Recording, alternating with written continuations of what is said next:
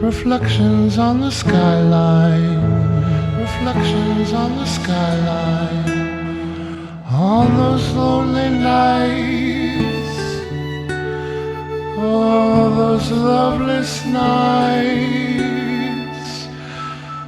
as a lonely, needy kid, that's all I was, just a lonely, needy kid.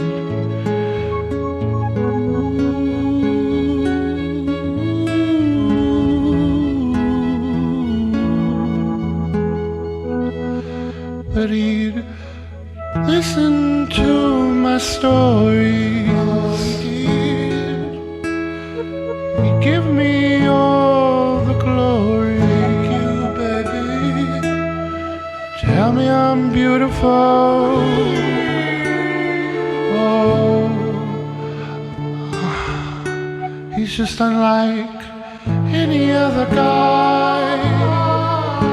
He's just unlike any other guy.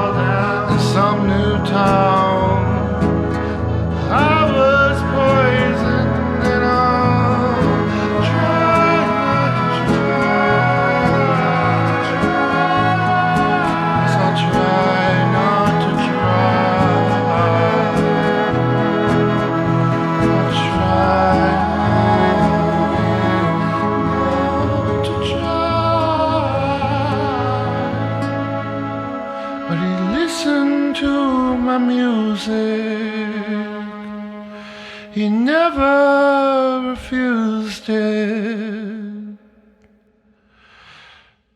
Tell me I'm beautiful, oh, just unlike any other guy.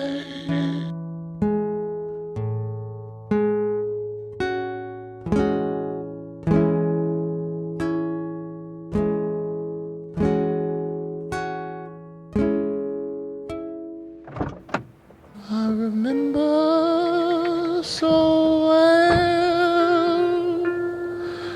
when you drove home for the last time, after we argued about Bob Dylan of all things. I said, I don't know why you're taking this so personal, and we went our separate ways, and those were the days. I couldn't blame myself for what I do. I could only blame you. I had dreamt of rehearsing it. Lost everything as he does, has to be production. Lost everything as he does, has to be production. Has to be.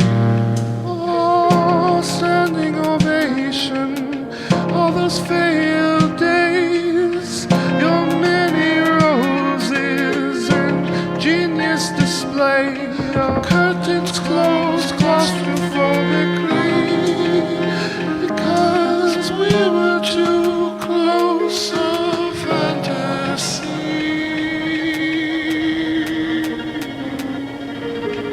Oh, I was infatuated, I would have done anything for you, as long as I got my way.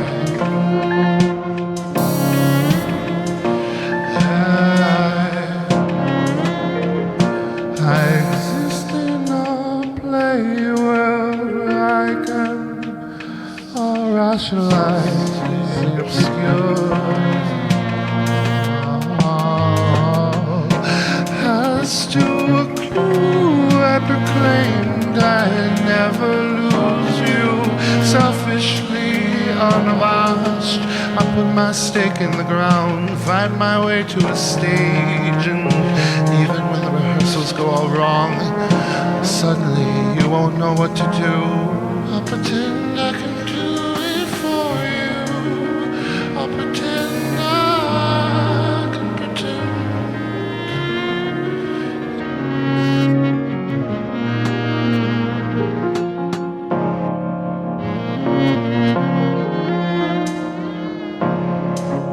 After the rehearsal, you'll drive away and tell me how I want this to be real, but it isn't. Like when I was a teen, just how I went down with Jordan, repeating juvenile mistakes, the rehearsal over and over again.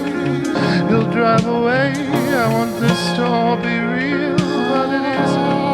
Locked it out perfectly, and I'll write it all down this time.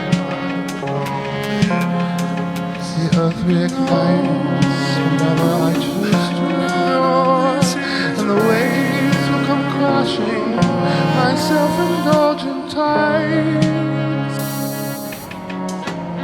I remember so well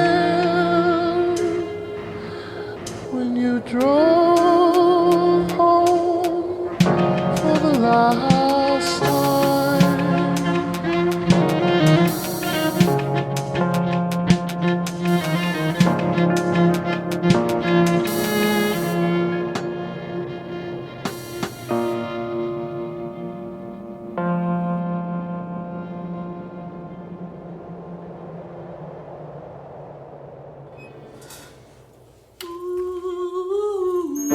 Oh, when I was just 12 years old,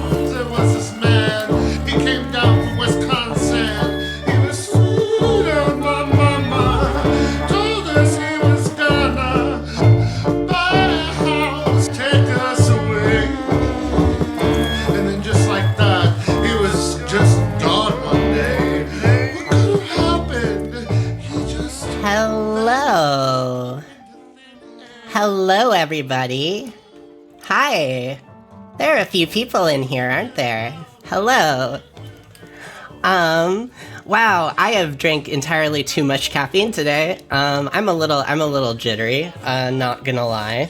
But I appreciate y'all coming to the stream. Today is a very special stream indeed. We have the esteemed MXMRS.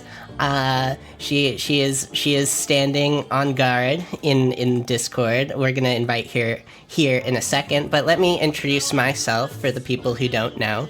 I am Flora Violet. I am a music producer, Twitch streamer, video editor, and 3D anime girl on the internet. I do a lot of things. I do a lot of things. I am also the one who did production work and mastering on Rebecca and the Red Door, the music you're listening to right now.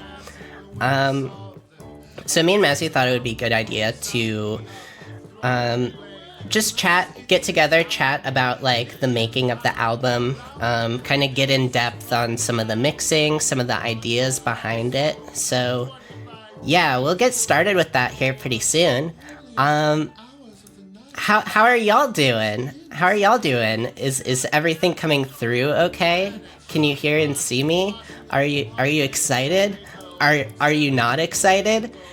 Please tell me if you're not excited. Blue, what's up? Welcome. You're at work? I am so glad you could make it. I know you're saying I know you're saying you had to work, so I appreciate it. Remstate, what's up? You are so very excited. I am so very excited too. I am excited to have you here. Let's see. I feel like okay, I'm good. I need to reset my model. Hold on just 1 second. Sometimes my tracking gets a little wonky. Okay, that should do it. This stream right now, okay, can I pat myself on the back for a moment? This stream is like a feat of technology. There are so many moving parts happening right now. I have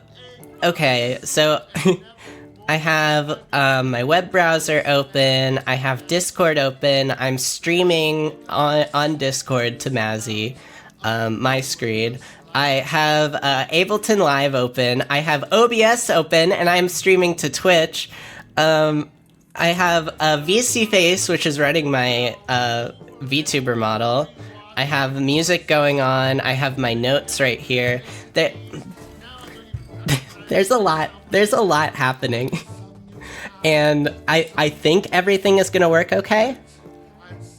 I think. We'll see though. What could no! Don't say that, Remstate, don't say that! Nothing could possibly go wrong. Fuck, I'm making it worse, aren't I? My reception is terrible, so my responses and messages might be relatively late. That's okay. Actually, that went through pretty fast. Gotcha. Yeah, that's okay. I appreciate you just being in chat, and I appreciate the people lurking right now. Okay. What do we say? Should we bring Mazzy in? Should we bring Mazzy in, or should we just make her wait? It might be fun just to make her wait for like an hour. Just keep her there. And then she's like asleep by the end of it. No, I'm not gonna do that. I'm the one who invited her. Okay, let's see here. Should we get her in? Let's get her in here. Alright. There we go. Mazzy, you can unmute now and say hi.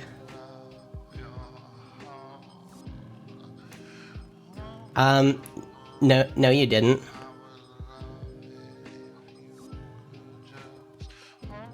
Oh wait, hold on. I don't know if they can hear you yet. Just a moment. Of course something goes wrong. Audio... No, it's... Audio input capture. No, wait, hold on. It is application audio capture. Discord audio. Okay, try talking. Hello. Okay, there you are. We can hear you now. She'll be like, Flora, what's taking so long? I know, right? All right. Hello, Mazzy. How are you doing? I heard that comment about making me wait. No, you didn't. No, you didn't. No, I'm pretty certain that you didn't. Do you want to introduce yourself? Just tell everyone like what it is you do and just what your deal is. What my deal is? Yeah, what's your deal? My deal is that I am making music. I am also a curator, as in I have my own event series here in my hometown that I do. And I'm also a producer, music producer, and composer of different collaborative processes, including working with various musicians in band settings, electronic production, as well as being a singer-songwriter, lyricist, etc. Gotcha. Yeah, sounds like you do a lot. How do you maintain a healthy work-life balance? That's a funny joke, Flora. I mean, I try to keep in mind that, like, the practices in which I curate take a lot of grace and patience, and then my music is, as I'm sure listeners can already tell, is very personal. So it comes from a place of, like, in all seriousness, like a therapeutic kind of place in trying to understand myself in deeper ways and also cope with things that are happening in my life. And that's why I think I initially started making music when I was young. So I think these things kind of channel through in my practices. Gotcha. Yeah. Yeah, it's I think it makes a difference when you're like passionate about what you do. You know, it makes it a lot easier to kind of do a lot of work in the field. Mazzy, how did we meet? We met in the open mic circuit, right? Yeah, I remember it really well because it was this local bar that was in both of our hometowns, and I remember my old neighbor, who was our mutual at the time, was like, "Oh, you'll like Flora Violet. She's a hot twink." And I was like, no comment. And then I was just sitting at the bar by myself, and unbeknownst to me at the time, you had already known who I was as a singer and performer, and you wanted to be friends with me and collaborate and stuff. And you came over and you like booped me on the shoulder, like tapped me. And I remember turning around and be like, "Oh no, no, no, no." You're like, here comes trouble. Yeah, essentially, I was like, "Who the fuck is this cutie?" And so who's this fucking VTuber coming up to me? Right. Oh, and you had the total makings of a future VTuber, I'll tell you what. It was written even before VTuber was a thing. You're like, she's gonna be a virtual anime girl on the internet someday. I can tell. Yeah. I mean, my first like really like great memory of you was sitting on the couch or laying on the couch at this party and being depressed, and you played a song on your guitar for me, a song that you had written. And I think it was a pretty automatic in my mind. I was like, oh, okay, this is someone I'm gonna be working with for a long time. That's when I was doing folk music, Y'all, I had a folk phase. I put out a folk album. You can't find it on the internet. You can probably find it somewhere. It's out there somewhere. But yeah, I had a folk phase before I got into like electronic music. Um, I have the files that I have saved to a secret folder on my storage. So if anyone has a lot of money, and they want access to these folk songs, Are you selling my album? I am extorting you. Hey, I'm supposed to be selling your album here. All right, sorry to go ahead. Leverage, yes, leverage. Didn't we all have a folk phase? I think we all go through a folk phase in our own way. We all have that time when you're like, I'm like cool as ice, and I play guitar, and I just sing from the heart, you know. And then we grow out of that, and you're like, actually, I'm just cringe all the time, and that's okay. I have notes here. I'm going way outside of the notes. So let's see. I guess you've kind of talked a bit about it, but can you tell me like broadly like what your art is about? Like just what you do artistically, where it comes from, that kind of stuff. Yeah, totally. I mean, there's kind of like a two-tiered answer here, but I think like the first and foremost is I get a lot of questions about the mix misses MX.MRS, like the idea of the two monikers. And I originally came up with that as a sort of idea of the merriment between like a loss of identity and the like divorcee, like the matriarchal, like the woman are tied to the man's identity. Um, so the two different monikers within themselves sort of like were like the informant of the character driven work that I do in my music, which is often based on identity. And in a sort of depoliticized way, I would say that my identity in music is often far more philosophical in its approach than it is like political. Um, and it's emotional. And I think Rebecca is no different in that trajectory. I think what's unique about the Red Door as opposed to other past projects is that it's far more domestic in Mm-hmm. its approach to like past family life and the teenage years and kind of what it feels like to be a queer kid, kind of like coming out of the closet and feeling sort of alien to everything. Yeah. By the way, you use she her pronouns, right? Yes, I do. Cool, cool. I use them too, just for everyone's reference. So like, um, how did you like get your start into like art? Um, like, what were some of the early projects or just endeavors that you got into? I mean, I was always a writer. I mean, I remember being really young and my mom making a joke that I came out of the womb with a notebook and a pencil, and I was always documenting things and creating scenarios as a kid. So I think that would definitely, in my adult years, begin to like develop the more conceptual approach that I have to art.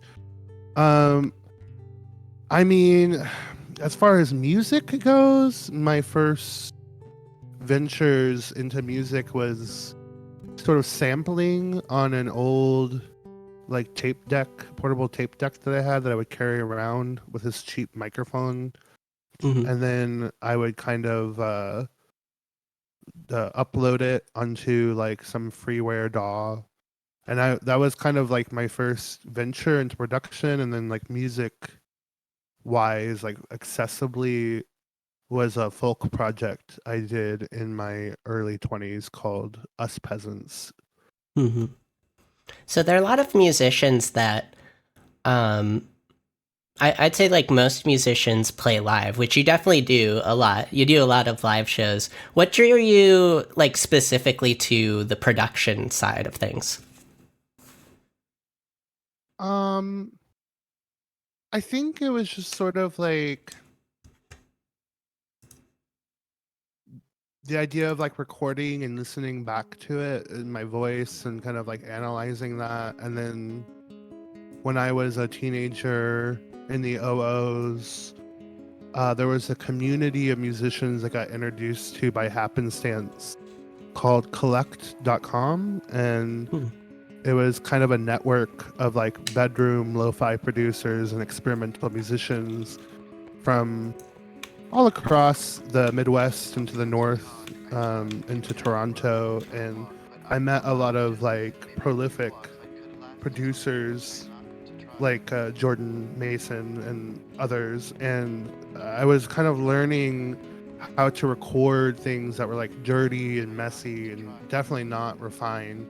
But it was an outlet for me as a way of communication on the internet Hmm. through music, as an expression point, because those early recordings was doing sounded absolutely awful. My interest wasn't really in production. It was in communicating an emotion for sure, an escape point. Interesting, interesting. So it was kind of a what it sounds like it's kind of like it was a vehicle for like expressing yourself to kind of this community that you met on the internet that you wouldn't really like get to share your art with like otherwise. That's interesting. I didn't know that. Yeah, I Uh, mean, it was just kind of an important developmental time. It's how I discovered even what a DAW was. Because there was just these mhm. forums and open chat discussions about sharing the knowledge of what it took to be an independent artist or musician on a digital platform, which at the time was kind of the wild, wild west of the internet. Mhm. Gotcha, gotcha. Um, so like, what are some of your what are some of the projects that you've done? And like, yeah, like what are some of the projects that you've done that are like of note and that kind of like influenced your, musical journey? Um,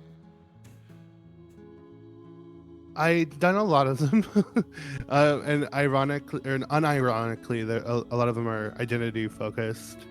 And I Mm-hmm. think that I would say concept driven, and I think it is in tandem with my actual transition as a trans woman.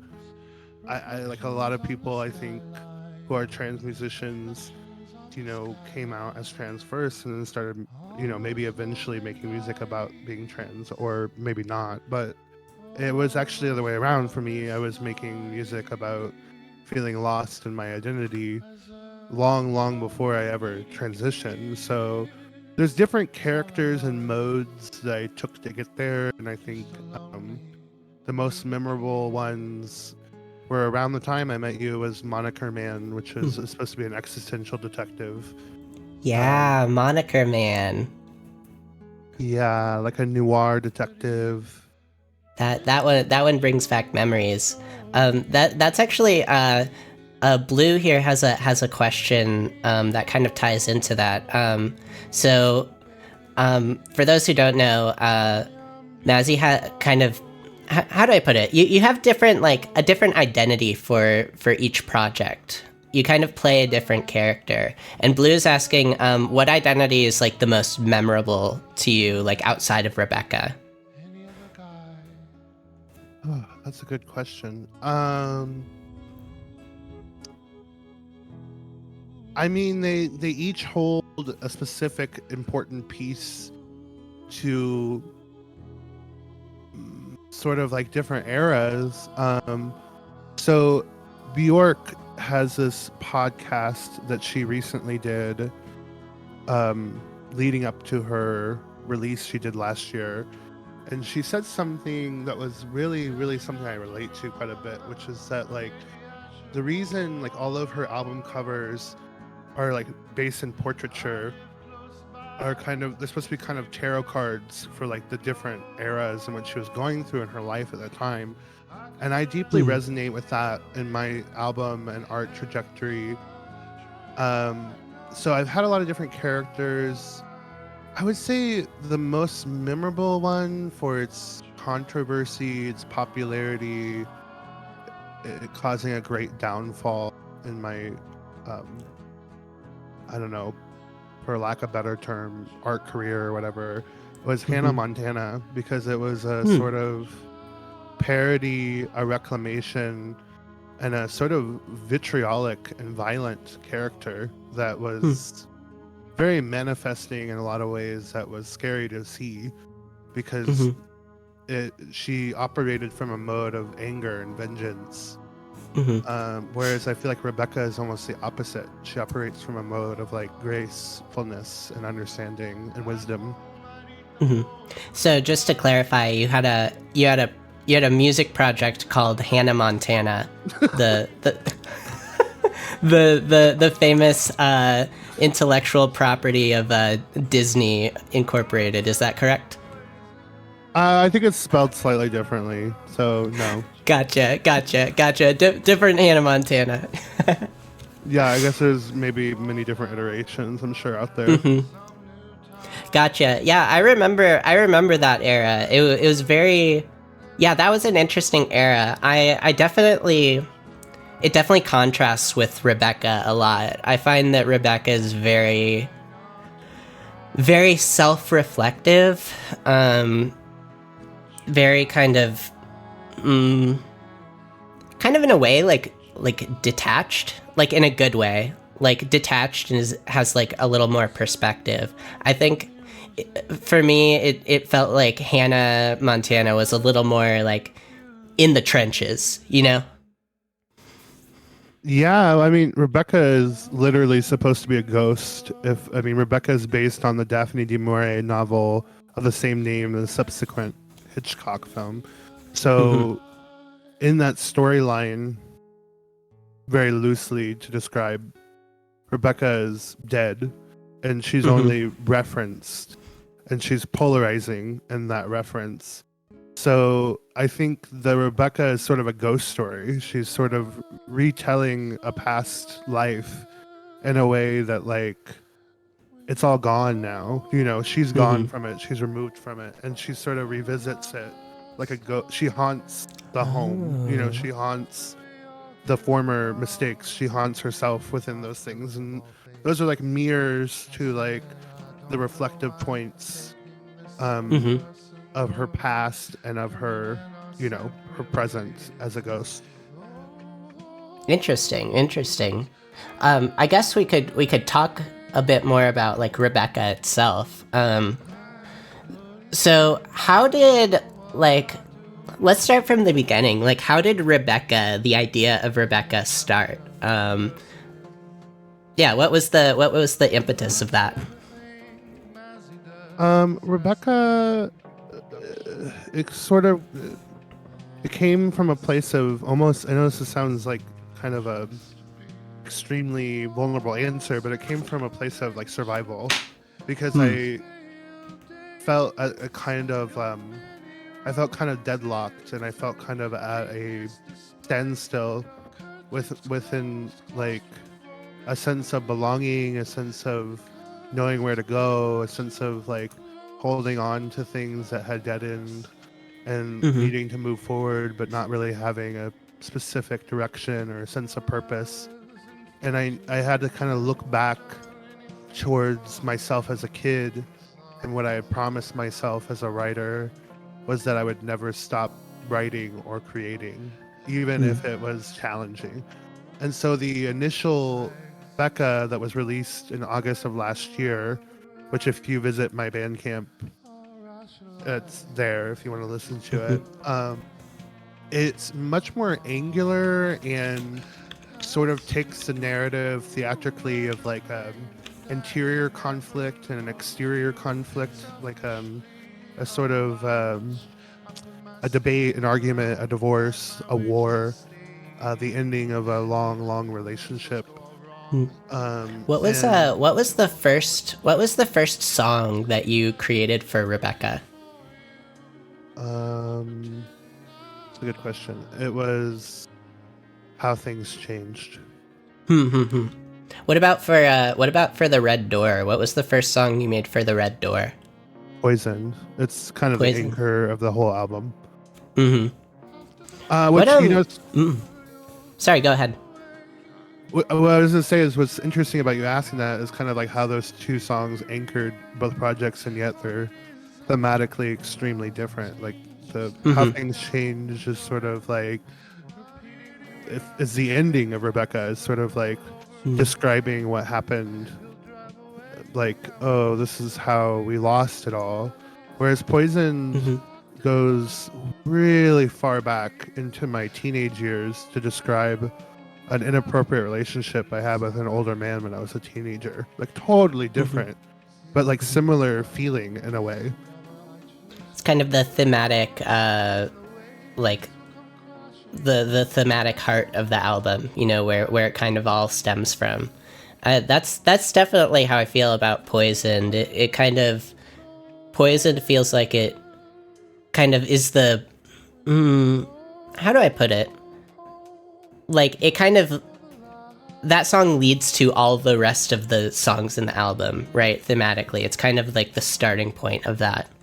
Does that make sense? Yeah, I mean it's like it's sort of like a Russian doll almost, where if you like open up one, so you start off with Rebecca debut, and you're like, oh, these recent things have happened in my life, these recent conflicts, these recent losses. You know, there's some blame that I have to take here. And when you open that up, you're like, where did that come from? And then you open up another piece of trauma, and then that kind of leads into itself to many different parts of yourself that you maybe didn't notice or see before.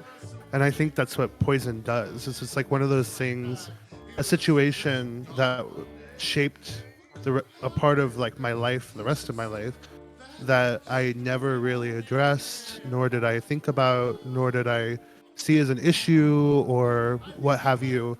And it's sort of like, yeah, it's just sort of the thing that makes the whole thing spiral. It's like, oh, well, these things are tied together in a way that goes even deeper than this, whether it's like a teenage boy when I was a teenager I had an infatuation with, or you know, my mom's ex-boyfriend, a man who I wanted approval from, I had an infatuation with. There's like all these men that are tied to these things. They all have this like deeper, darker past of that's tied to my younger years, you know. Can I just say I love your little image, your little avatar right now. Yeah, so that's Toni Collette's character from the movie Hereditary by Ari Aster, which if you take a little peek at the album art image for the Red Door, you might be like, that's reminding me of something if you're into like contemporary like folk horror. Yeah, it's not lost on me that like Hereditary's art design, from the idea of like a dollhouse to the idea of an attic space being kind of like where the matriarchal remains will be, or like the legacy will be, is sort of tied to my thought process when it came to the Red Door. And so I thought this this little moniker was appropriate. You know, it's like a lot of things in the album. This little avatar is tied in thematically to the piece as a whole. I mean, as a conceptualist, what more do you expect from me, Flora Violet? Also, hello, Goth Grill. Hello, thank you for following. It's nice to have you in.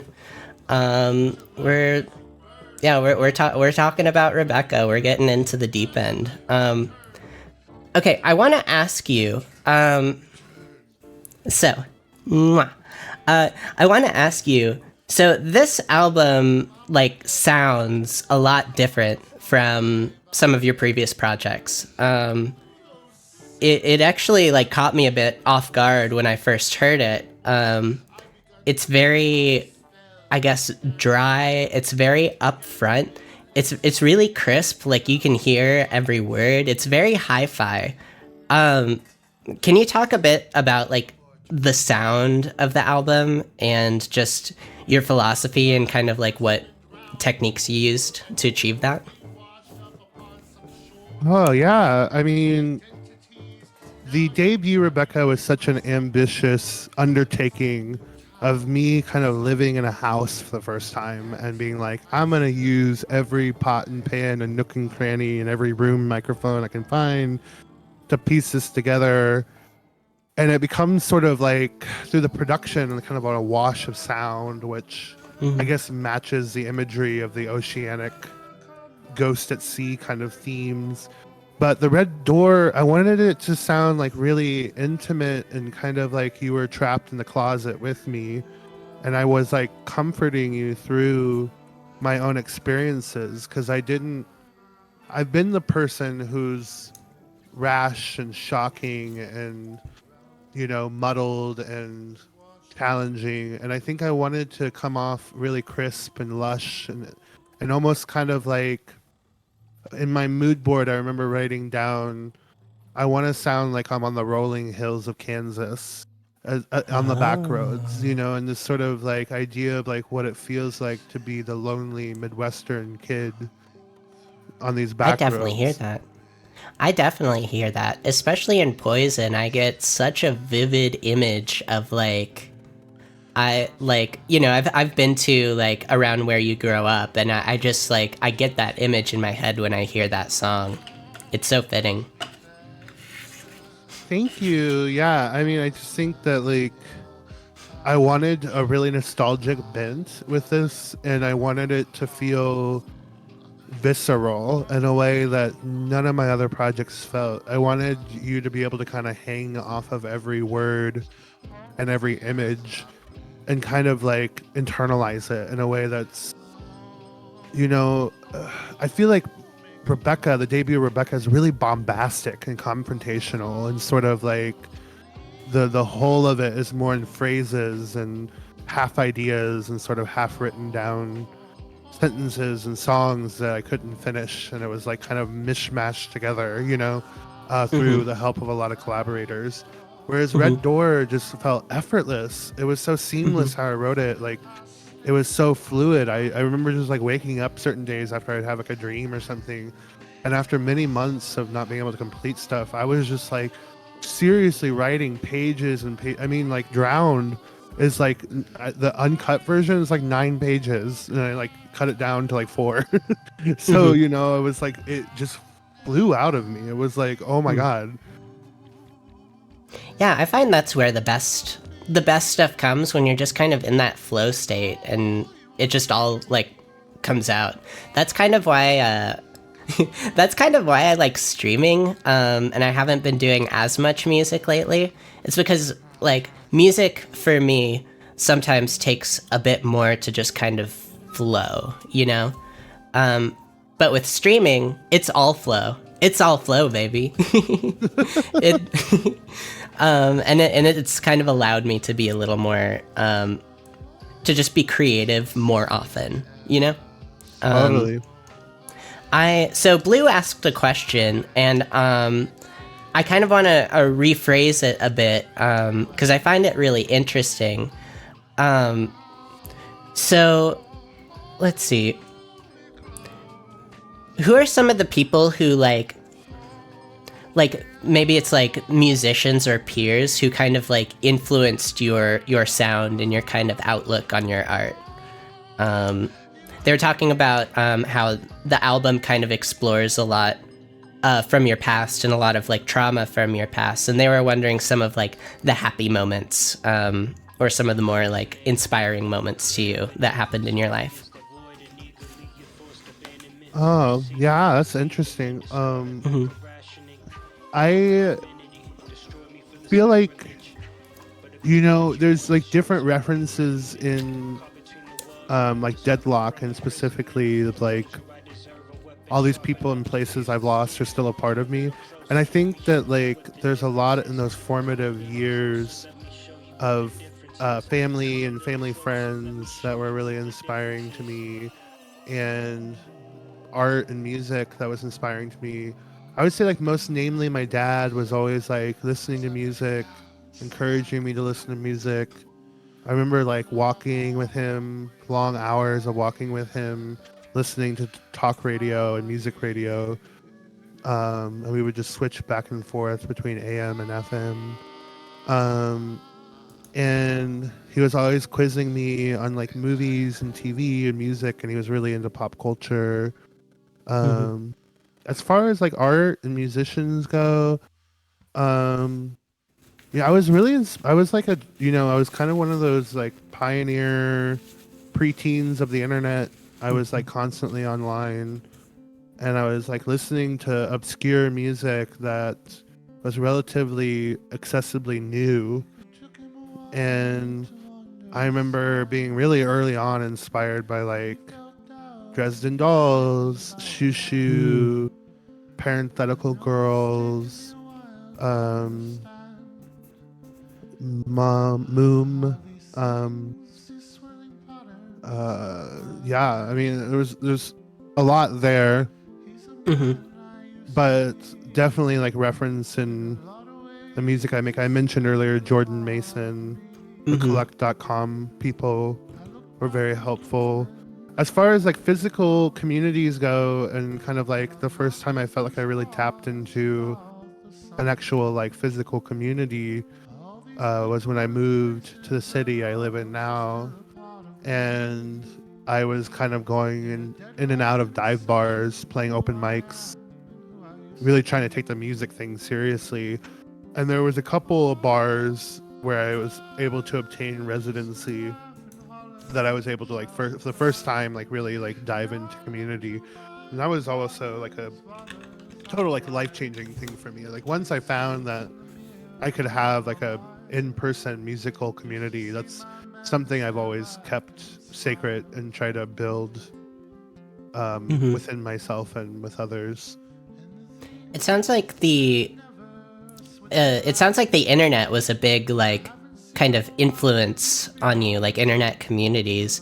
And I find that super interesting because you have a very like kind of classical sound. Some of your music, like a lot of your music is very folk inspired. You reference a lot of like 50s 60s kind of movies like Alfred Hitchcock. And so I think it's interesting that this kind of style emerged from and kind of was influenced by like internet culture. What do you think about that? Well, I think what maybe people that are even slightly older or slightly younger than me may not realize is like there was this huge emergence of what was kind of coined as like freak folk music or lo-fi bedroom pop that was really big in like the early and mid OOs. And what was fascinating to me was the DIY circuit. So there's like a DIY side to it that I was always enamored by at a young age by looking at pictures and videos online. These were like the celebrities in my mind, people like Jordan Mason, and there were a lot of others, but they were just going on bedroom tours. Like they literally would just go to people's houses in different states and just like play in each other's like living rooms or bedrooms to like 10 other people. And I was just really fascinated by that kind of like, I guess, re-emergence of like folk styling, because it was reminiscent of kind of like the folk revival of the 60s. And I think aesthetically there was a queer bent to it that was like really new at the time, and unheard of. Like Jordan Mason and the Horse Museum, Divorce Lawyers, I Shaved My Head, was exploring trans identities in ways I had never heard of or thought about before, with lines like, which parts is their parts, which parts are my parts, these parts are not my parts, these kind of ideas and riddles of like sex and relations that don't make sense or don't fit together, and something I'd always deeply resonated with but didn't really understand in a literal sense, you know. So these abstract ideas were sort of introduced to me through these sort of methods of DIY music that was very much used as a outlet through the internet, because without the internet I don't think these modes or styles of music would have really ever taken hold without like a boom of like MySpace music and you know, underground forums and threads like pre-Reddit that were like a way to network with other cities and towns and other people, you know.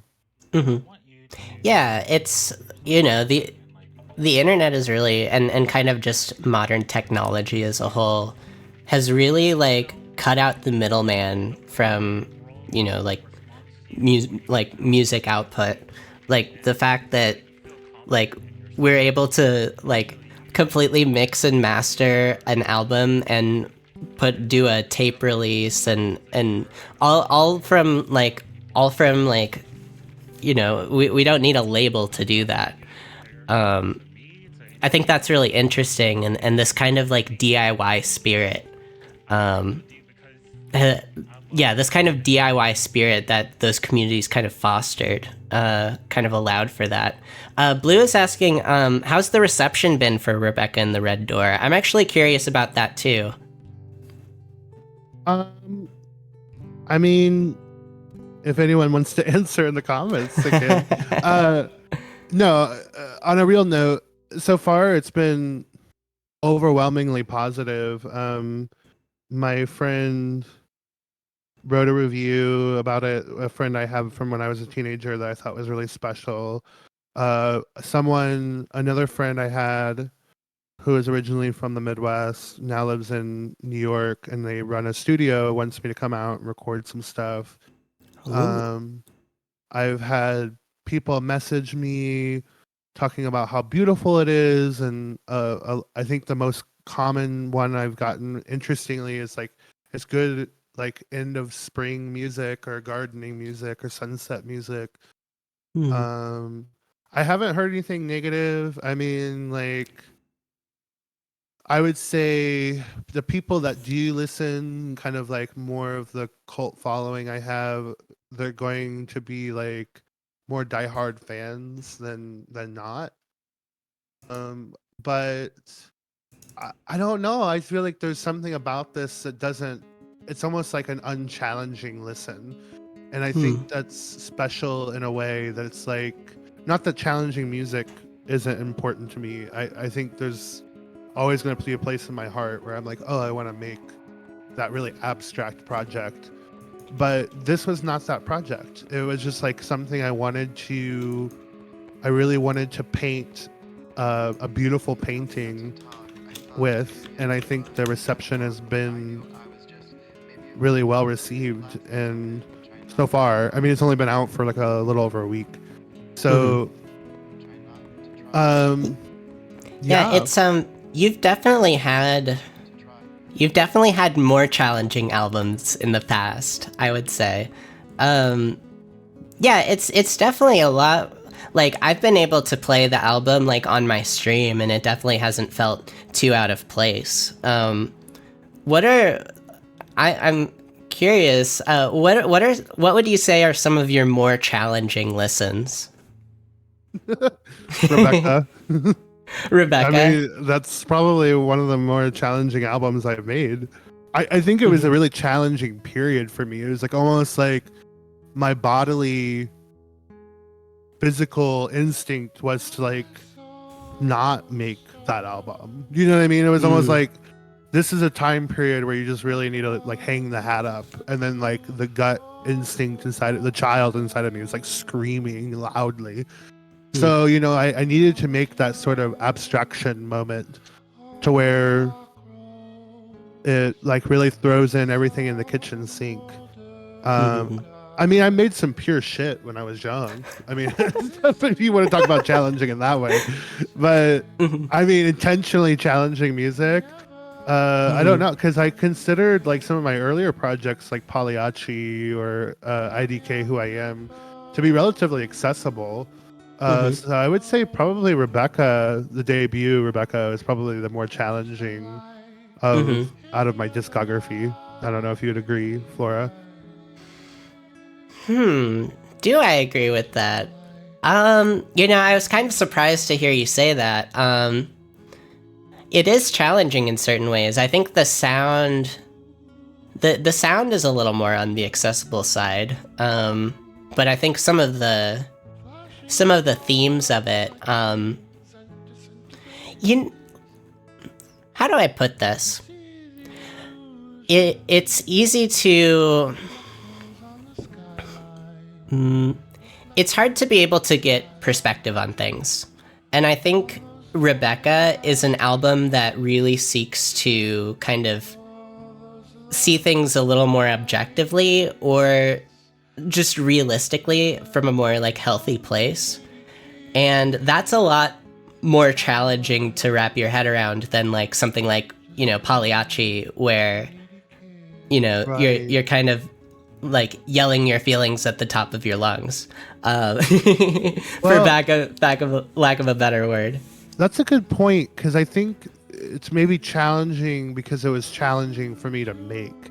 And it was I was just so heartbroken while I was making it that, that's why I brought in the kind of features like I did with Rebecca, like Betty and Vitalia, because I wanted them to kind of be an extension of my voice in a way that made it seem even more objective. Because it was really hard for me to capture an idea that stuck. I think probably the closest thing I got was the kind of How Things Change or The Letter She Wrote, where you get a little bit more of a disposition there, or I should say exposition there, of like, what is this album actually about. Blue says, easy to listen, harder to digest, and I would agree. I would definitely agree. It's a very, what I like about Rebecca, the original Rebecca. There are two Rebeccas. There's Rebecca and then Rebecca and the Red Door. The Red Door is the newer one. The thing I find really interesting about Rebecca is it feels like a very like empathetic album. It's an album that's really trying to exercise empathy and kind of putting yourself in someone else's shoes, which I think in the modern age of like Twitter quote tweets and just people kind of pointing fingers at each other, it can be really hard to take someone who like you may how do I put it, you may disagree with, or like ideologically like oppose, and kind of see things from their perspective. I think that's a very it's very counter to where I feel a lot of our culture and a lot of discourse has come from in recent years. What do you think about that?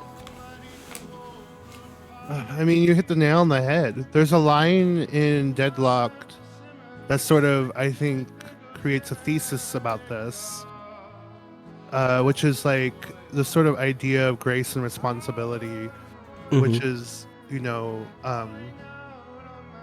I think I wanted to make things right in some time, but this is an anger that I created. And I think that's a reference to sort of that Hannah Montana period, or the sort of the tweeting and the incessant being online and swearing into an echo chamber, because oftentimes you're just talking to your own people and you're like yelling in no specific direction, but you're like willing to take down people for whatever point you're trying to make. And when you create a platform for that, or you create this sort of space for it, then it's going to reverberate back at you. And I think that's sort of the lesson I'm trying to teach maybe younger people, younger queer people, or even peers, that like you don't have to waste your time pointing fingers that there's a way of looking at your own trauma and your own hurt and your own pain from a more bird's eye point of view, and there's a way of seeing it from a more rational point of view in which you can begin to heal from, and that it doesn't, your hurt doesn't have to be other people's hurt. You don't have to manifest your pain to become like the bully or become the person that like picks on the next person.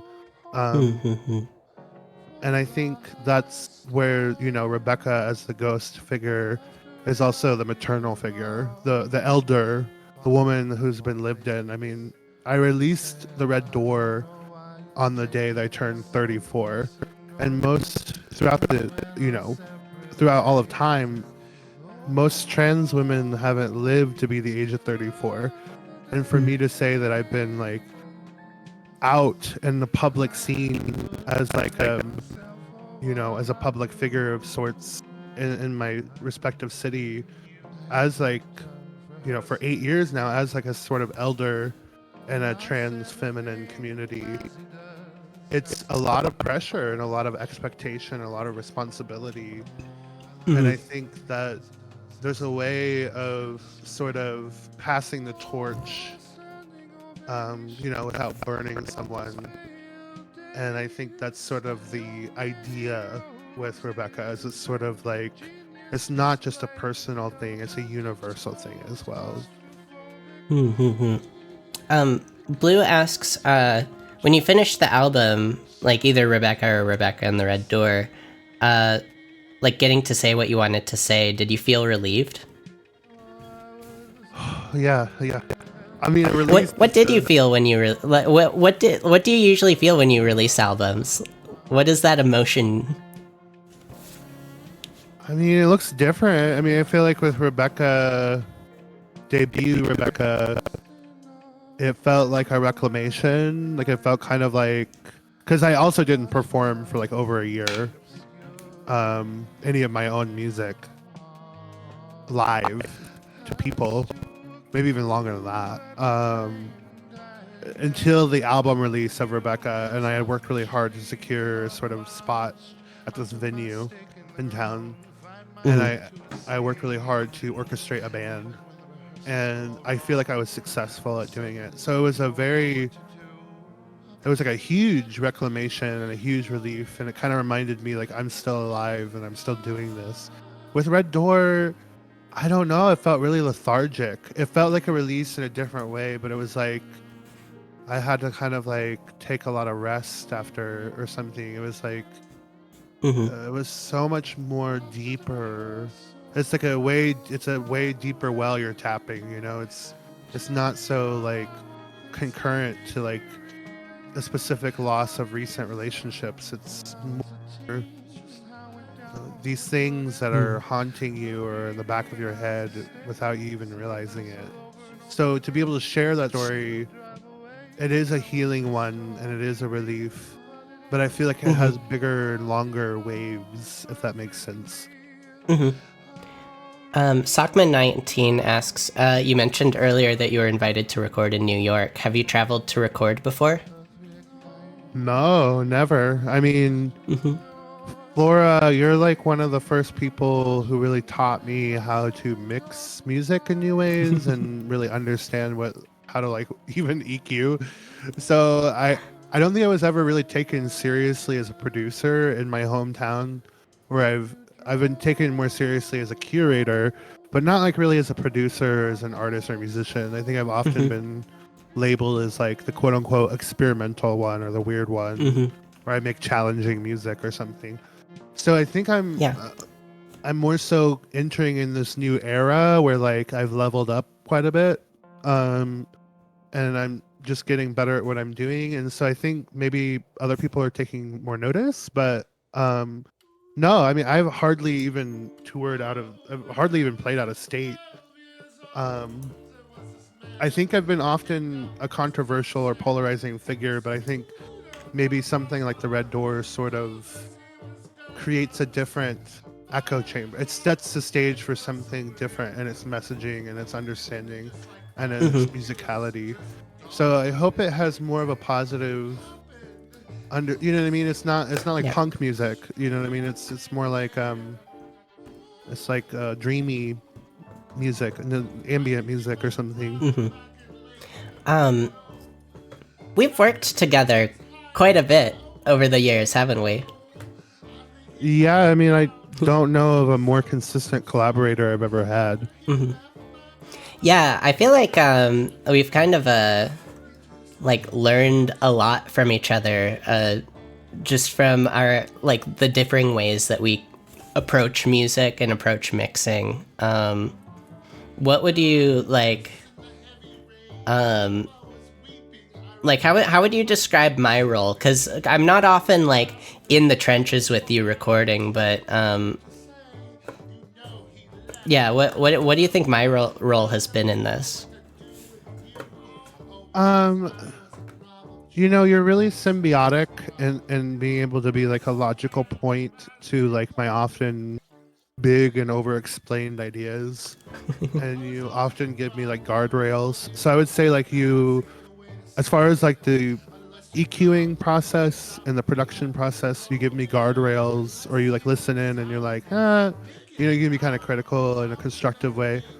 And then as far as like the finalizing process, you're really, really good at putting everything into perspective, as in like cleaning up the concept, reordering the track order, coming up with new ideas of how to like channel or center around certain frequencies or certain instrumentation.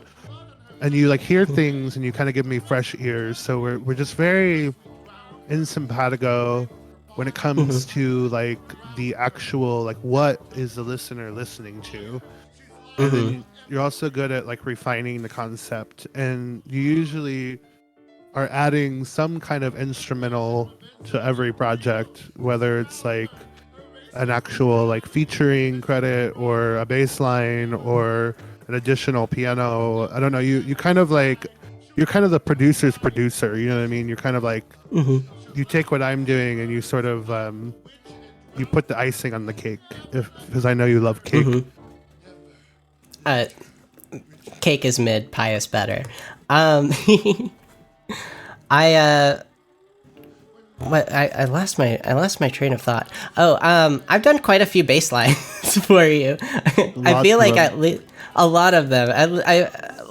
Let's see. There's the one on this one on Red Door. I did a bass line on Rebecca. For You, yeah. Yeah, on For You. I've you know, sometimes I find we actually didn't have this with Red Door, but I feel like there's usually like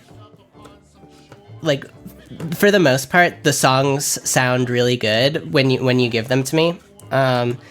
But sometimes there'll be one song that just needs a little bit of a little bit more help. And so I've done like mixes where I was like, okay, just give me all the stems and I'll mess with it.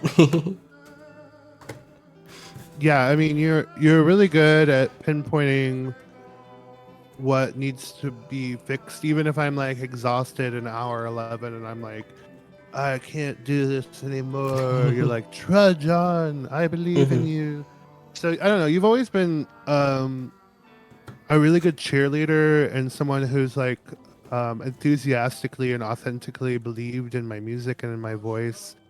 And I don't really know what my trajectory would have been like if I would have never met you or worked with you, because ultimately, like, you've been such a guiding light to my artistry that it feels like you are a part of the Mixed Misses universe. You know, you shed a light to it, you know? Well, shucks. I'm being nasty. I can't handle all this praise all at once. Blue says, not so much a question, but one I'd like to say. Thank you, Mazzy, for being a beautiful human being, willing to tell your story in such a wonderful way. I'm sure you inspire people every day.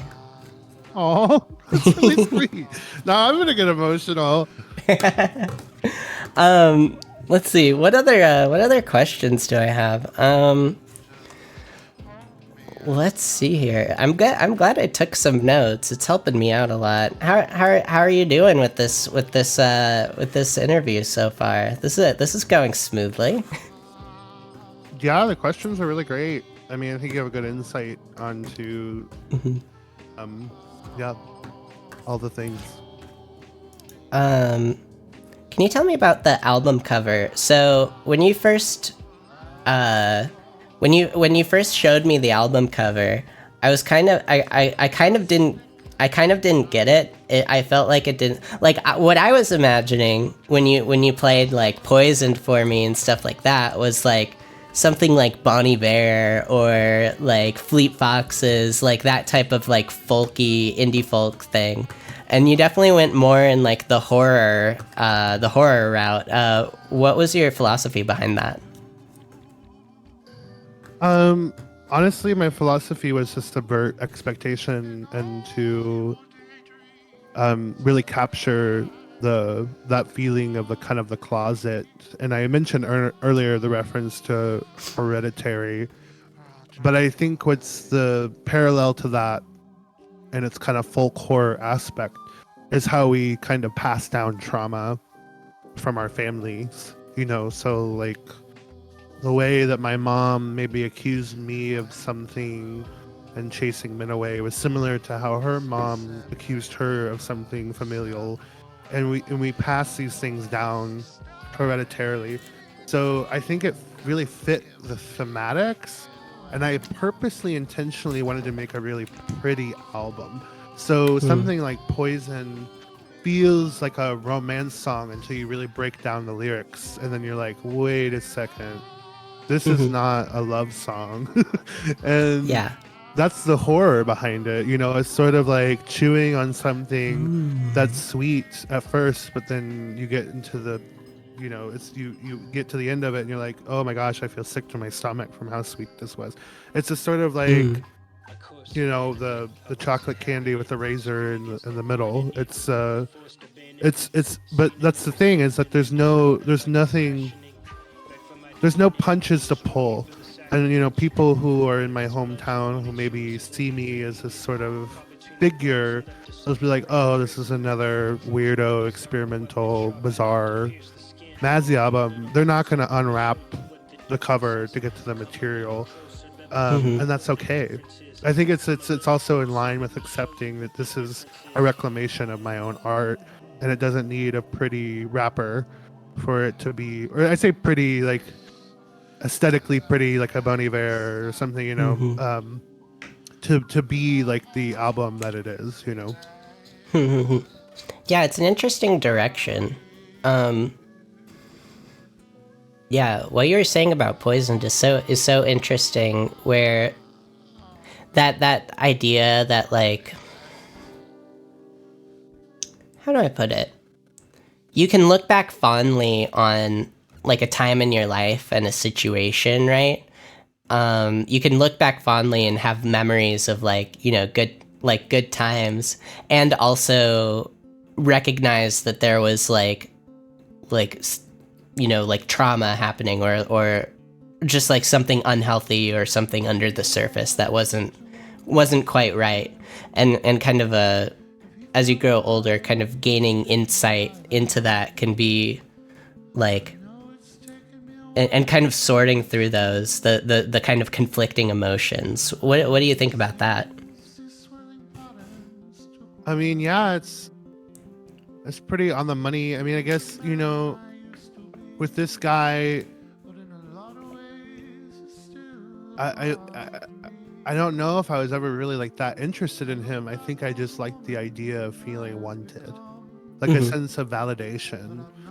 And I think that's so much more common than we even realize with queer youth, because you don't really fit into the average dating pool. It's not like you can really take the, boy you wanted to take out to prom and that's going to be okay, especially, in the mid 2000s.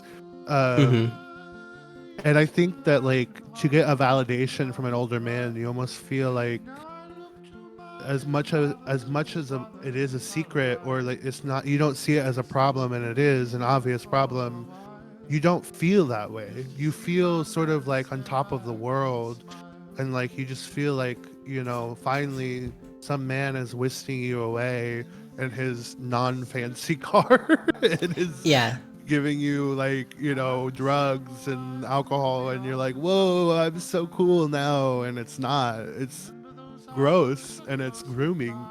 And I think Mm-hmm. that's part of the horror of it. You know what I mean? It's sort of a Carrie story, and something I've always resonated with horror. The reason I like horror is because it centers around like the outsiders of society, and sort of like a darker way of understanding their point of view. I just referenced Carrie, but just like a Carrie. Mm-hmm. Hmm. Interesting. Yeah, that's such an interesting perspective. I have like 30 thoughts in my head right now, and none of them are fully formed. Let's see. Let me look through my notes and see. So can you talk a little bit about like how about we do like one more kind of question, then we can get a little more into the project files and get a little more like inside baseball. So start to finish, like what's kind of your songwriting process? I know every song is kind of different, but like what's kind of the process of going from a blank page to a fully formed song? Yeah, it's different every song. It depends on the song and what the song's motive is. Something like Poisoned took me 3 months of just writing it on guitar and singing along to it to get the flow of it, because I knew it needed to be very like stop and start, and kind of like had a flow in this kind of wind like direction. And then I was able to kind of record it, and the recording process was really easy because I had already spent so much time thinking about the instrumentation. Whereas something like Rehearsal was almost the exact opposite. I made this electronic beat that I really liked, and I also at the same time like had these lyrics just flow out of me like a confession. And I was like, how do these two things fit together? And I had no idea how they were going to fit together. So I had a string player lay down several string tracks, and I was able to kind of mold the image through the strings first. And then I kind of like was able to lay down the lyrics as a sort of call and response. But it was very challenging, and it was even like very challenging to perform. So it's like, it's different every track. It's sort of like, is this track more of a ballad? Is this track like more angular? Is this track, more of a band song? Is this track like a bop? Is it something that has a hook to it? Because I feel like the way I kind of paint a storyline is kind of using these different modes of different songs, like your sort of prog song, and your sort of balladeering song, and your sort of like pop anthem bop, and kind of marrying these all together into an actual album to tell a story. So that way it's never like really, the concept itself is never really like kept back from genre. Blue was wondering about Deadlocked. They said it's their favorite track on the album. Can you talk a little bit about like the writing and like producing process of that one? Yeah, I mean, it was just like every other song on this album. It was so fluid. Like I remember just like plucking at my guitar and being like, oh, I want to play off of this chord and kind of go dissonant with it. And I had written lyrics around the same time, and it was just, I think I like kind of did it all in a night as far as like the actual recording process. It was like I laid down the guitar, then I laid down the lyrics, then I laid down the synthesizer, and it was just very natural. Like I just kind of, it was like bam, bam, bam. And I think the reason why is because I worked really hard to say something like I wanted to say in Deadlocked in Rebecca, the original debut, but I didn't have the wherewithal or enough reflection time to really say something as poignant as I said in Deadlocked. And Deadlocked is maybe the most poignant song I've ever written. Like, it's so, I'm even surprised when I hear it back that I wrote that. I was like, whoa, that's very, it's like so rawly sincere in such a humble way that I just like can't even imagine writing it 2 years ago. You know what I mean? It's like, uh, to me, it's really marking a huge sense of growth in where I am and where I came from, and sort of like what marks the next chapter, because it really, honestly, I think it's one of the most accessible songs I've ever made. Mm-hmm. Yeah, definitely. I've been enjoying ending out my streams with Deadlock. It just gives a very like just a feeling of like finality, you know, of closure that I've been really enjoying that song in particular. So I'm going to let's move on over to Ableton. So this right here, y'all, is it's basically the master file. So this is where I pretty much mastered the whole album. All the settings are the same. So we can get a little more into like, you know, the nitty gritty of like how this all works. For all my production nerds out there.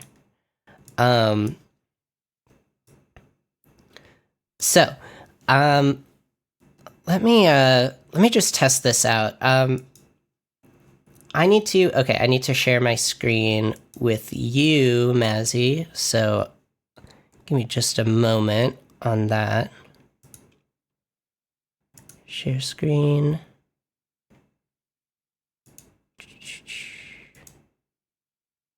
Okay. That should work. Can you hear this?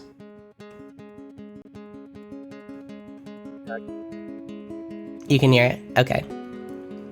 And I'm pretty sure chat can hear it. Okay.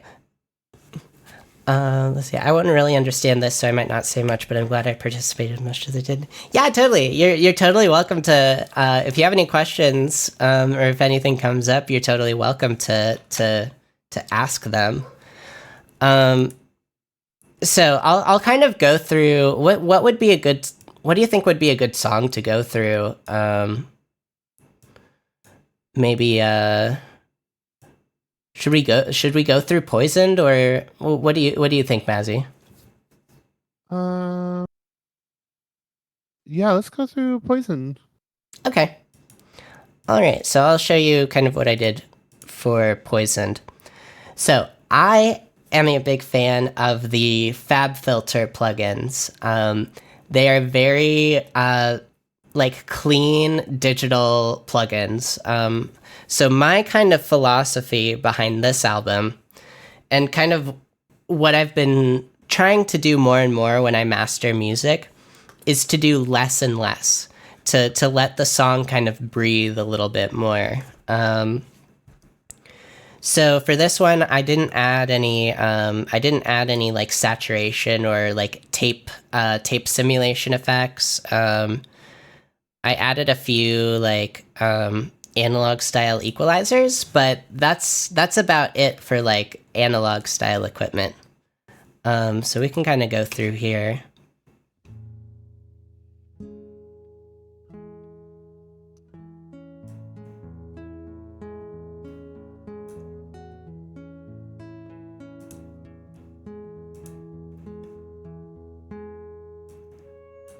Oh wait, can you see that? Shit, I don't think you can see that. Hold on. Let me try and...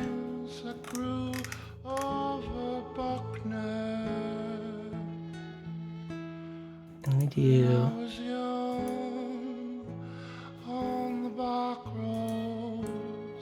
Yeah, this is... Okay, now you can see what I'm doing. Okay. So this is the equalizer. So what I did here, just very simple curves. For the first plugin that I do, I roll off the low end because there are all these little low rumblies down here, and you just want to make sure those are all gone because you literally cannot hear any of this. Like, it's literally inaudible. So why have it in your song? So what I did was I boosted the highs because I wanted a little bit more. I wanted that crispness to your voice. I remember I was very. I really pushed for making your vocals a lot more upfront. When you originally sent them to me, they were a little more in the background. Yeah, I felt like there was, I don't know why I made the vocals so far in the background, but I feel like it was a really good suggestion. I remember you referencing like Drake and Frank Ocean as like a completely different style of music, but like in its production, something that was like really crisp and clean, where the instrumental would become more in a background kind of spacious area, and the vocals would be like kind of dry and more in the foreground. Yeah, definitely.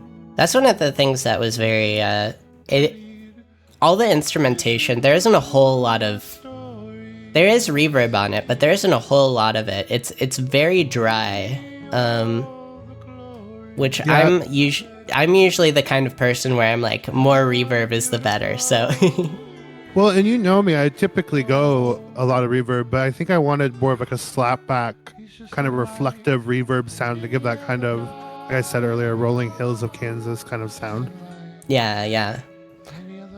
So first I had this equalizer, very simple and subtle curves. The biggest boost I did was on the very high end.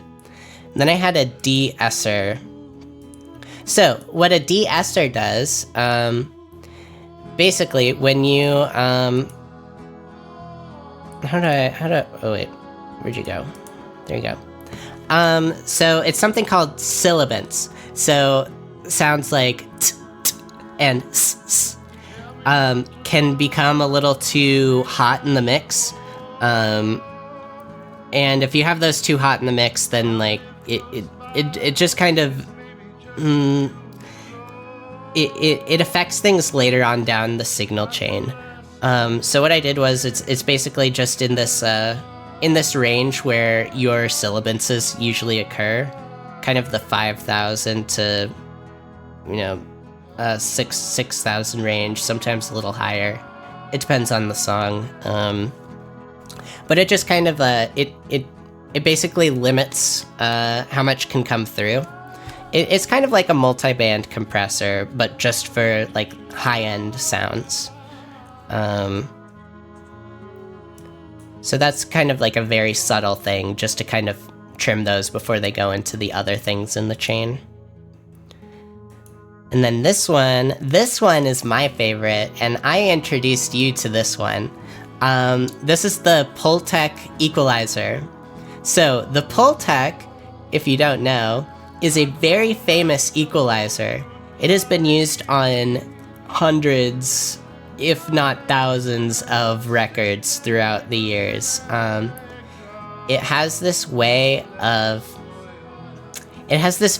like iconic sound that boosts things in a really pleasing way. So you can boost the highs pretty high and it'll sound good. I don't know how it does it. It's just magic.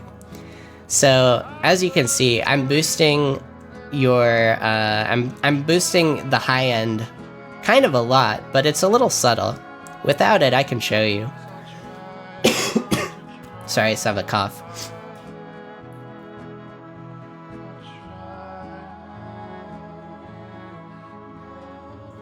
It just adds a little bit of that crispness, you know? So yeah, I introduced you to this one and told you to put it on your vocals, and I think it helped a lot. It did help.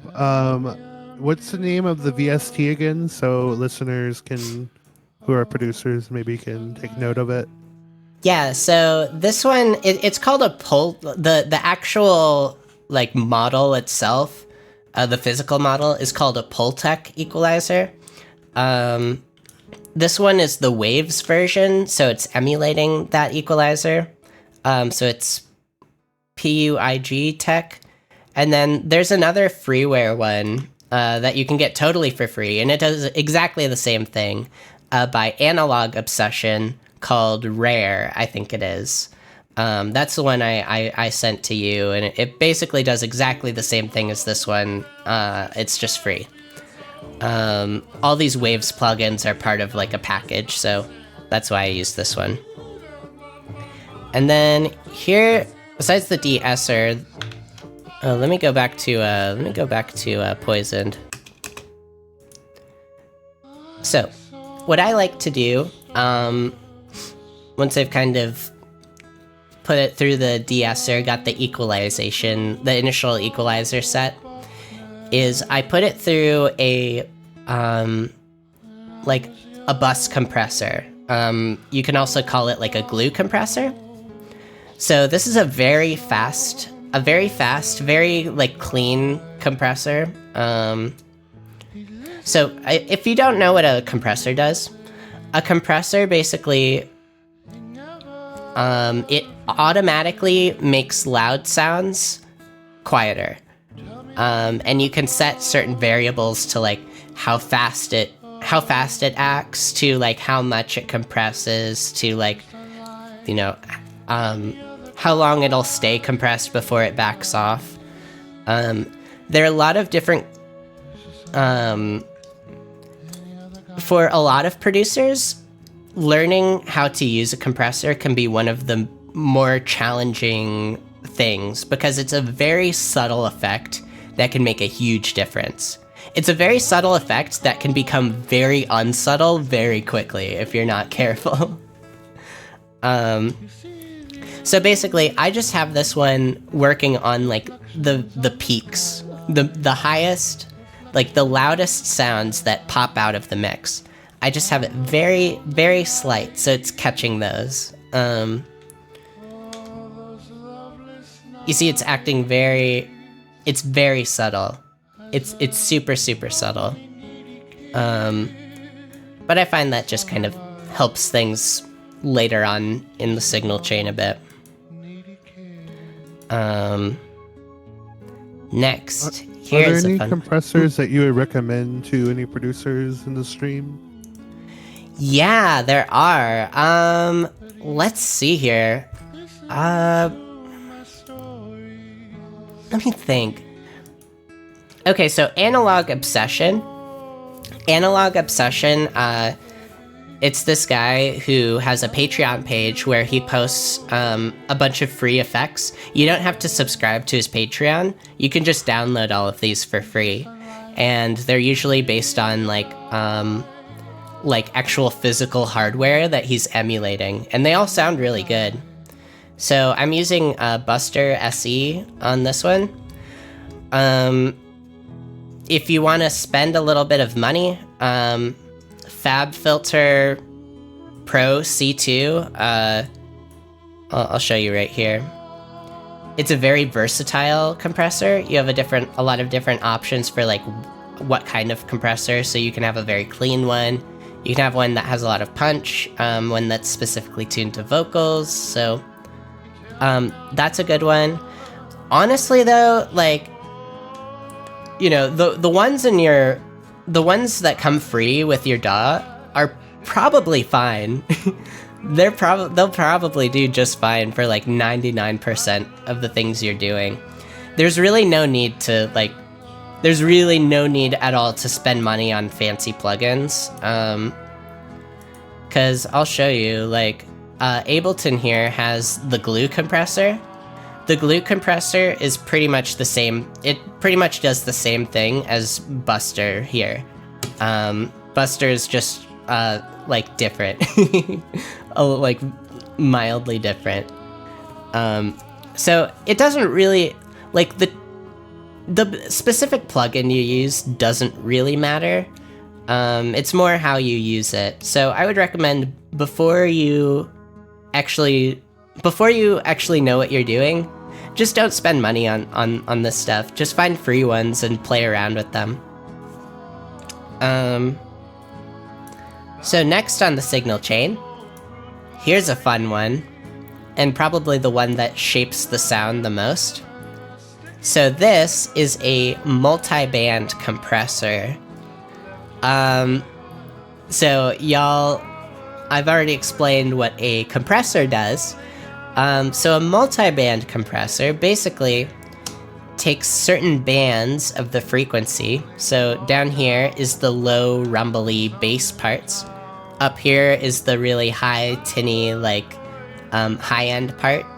So you'll hear, like, you know, the very high end of the guitars, like the clicky of the guitars. You'll hear, like, the of the voice. And then around here is a lot of the kind of where a lot of the instruments lie, where the vocals lie.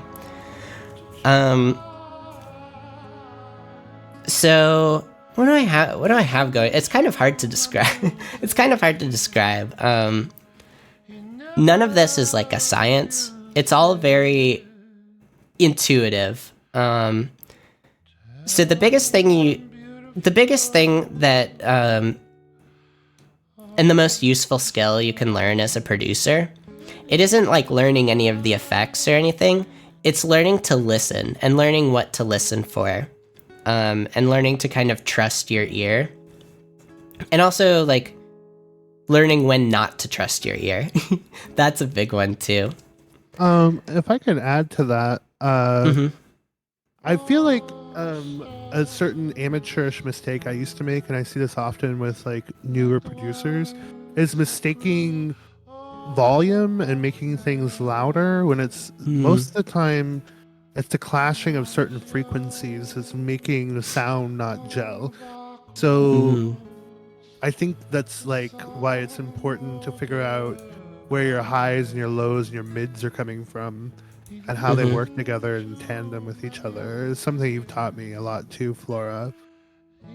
Yeah, that's definitely very important.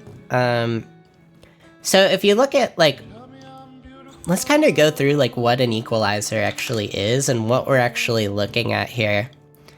So we're kind of looking at a cross-section of every frequency that is playing.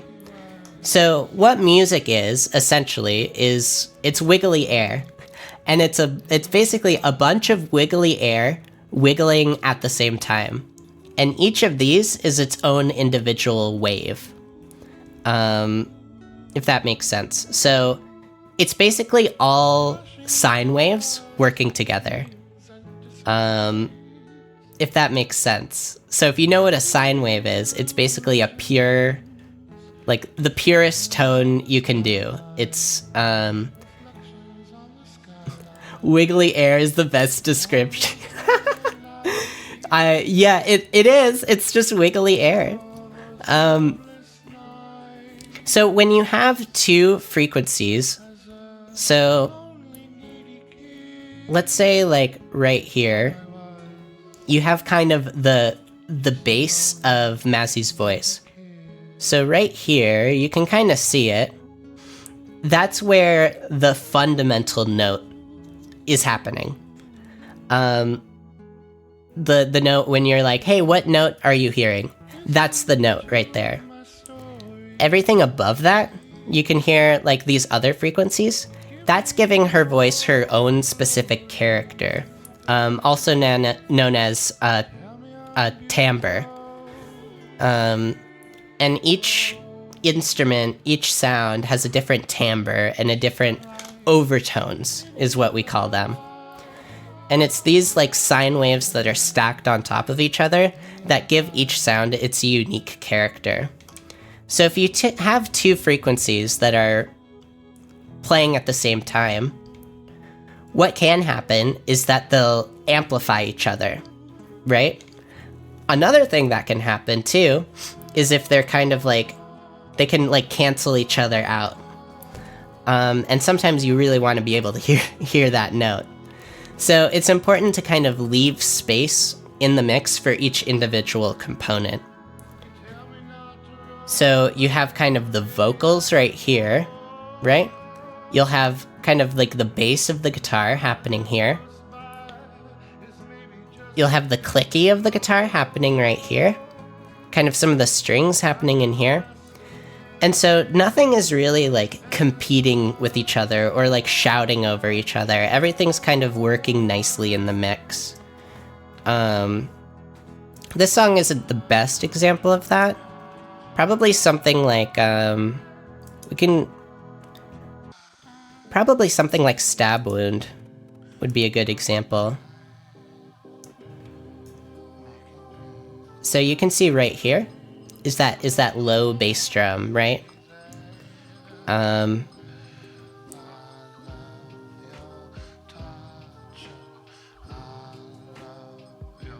Yeah, you got that low bass drum happening right there. You have kind of your higher vocal. No, you have like your keyboard happening right here, if you can hear it. Here, listen in. That Rhodes keyboard is happening right in there. And then your vocals are happening right here. And what I see you did, Mazzy, is that you made sure that your vocals and that Rhodes keyboard weren't competing with each other. Because the Rhodes keyboard and your vocals are both, like, the fundamental tone of your voice kind of clashes with the Rhodes keyboard.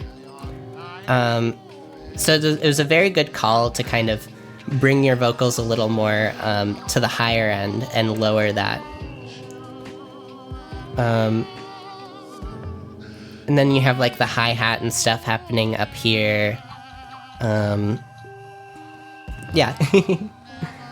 As you can see, everything has its own... Every instrument has its own like space carved out for it.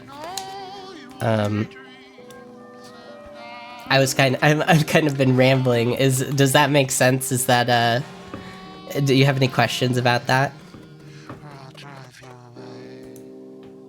I think the way you describe it is really good. I feel like there's like when you're producing something, and I feel like if you're not maybe attuned to producing something, it's really important to remember throughout the recording and mixing process to keep, you know, the distinctive, especially things that sound similar, like you were saying, like my voice and the keyboard, to keep things more distinctive in its frequency. Like, you know, some songs can do really good job of making like an upright bass sound really flangy. You know what I mean? It's like, if you want that, you have to make sure that, you know, your mids aren't going to clash with that. You know, it's sort of the trick of doing something like Stab Wound, which has like a more, I don't know, like a smoky lounge kind of sound where everything's like a little bit more hall shaped.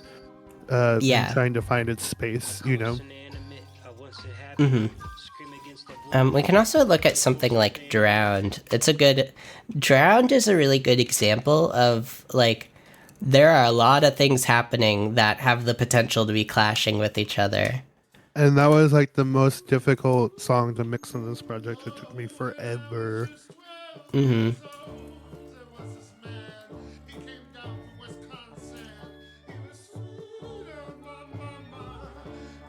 Yeah, so this is where like the bass is happening, composed by moi. You and your bass lines. Me and my bass lines. I don't know why. I just think in bass lines. Bass is probably my favorite instrument, and I don't play it enough, but I think it's just so important for... It's just such an important part of the composition, and it's so underrated. Anyways, so you have the bass happening right here. You have like the keyboard happening right here. Bass does have the biggest wiggles. It does. Honestly, that's a good point. Like the lower frequencies have bigger waves, and then the higher frequencies have smaller waves. That's how that works. So about here is where...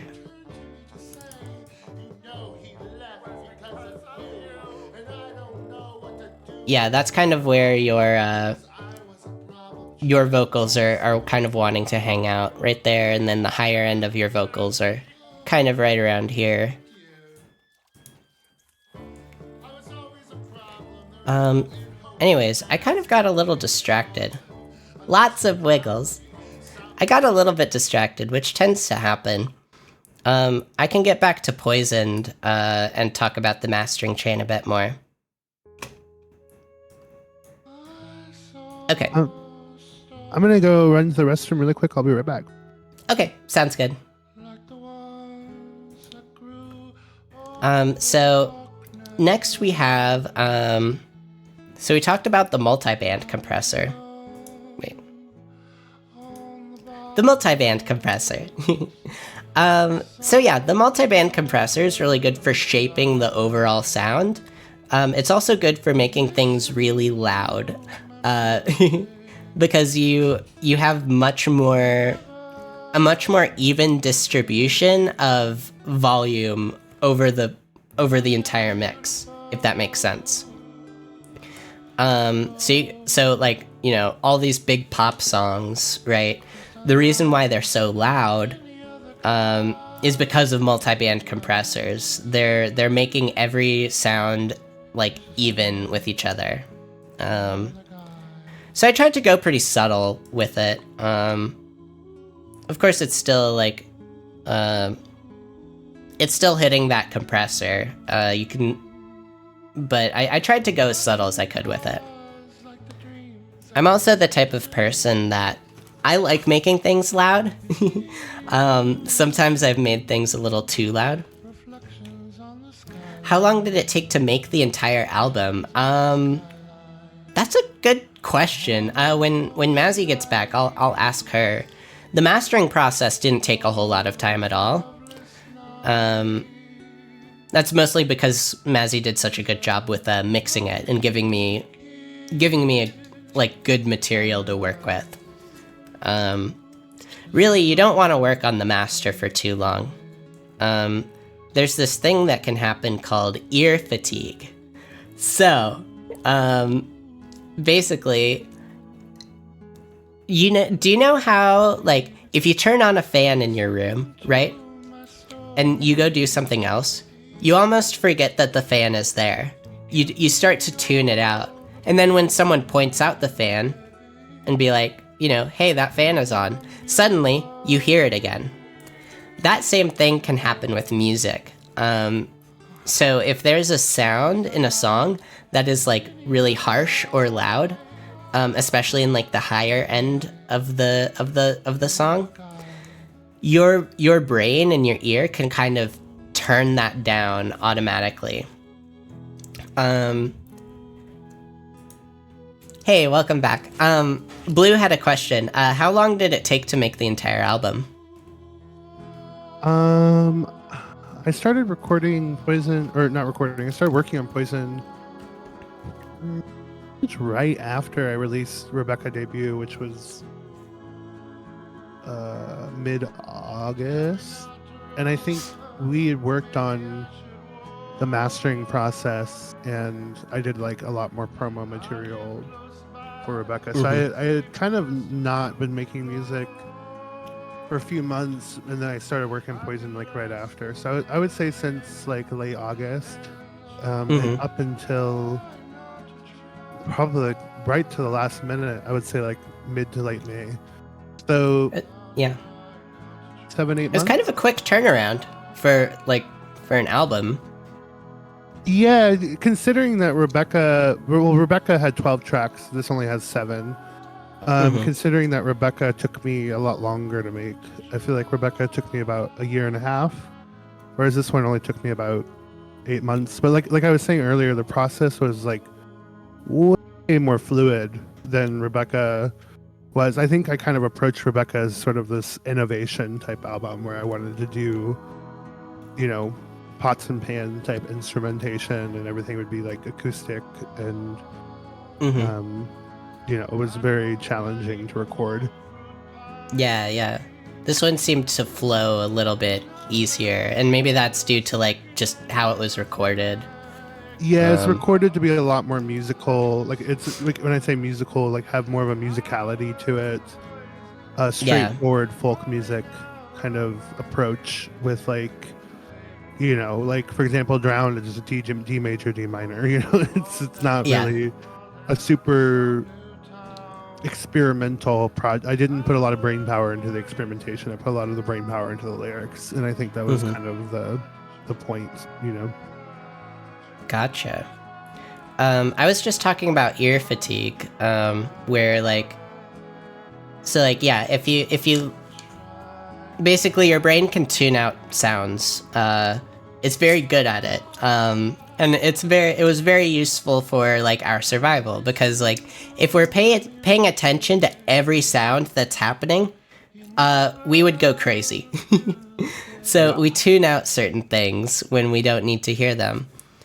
But when it comes to mastering, I want to be able to hear all the frequencies at the same time and get a very as objective a listen as possible. So that means I really have to give my ears a lot of breaks. So I'll work on it for a little bit, get like as much done as I can in a short amount of time, and just go off of like what I'm feeling, and then I'll put it down and I'll go do something else.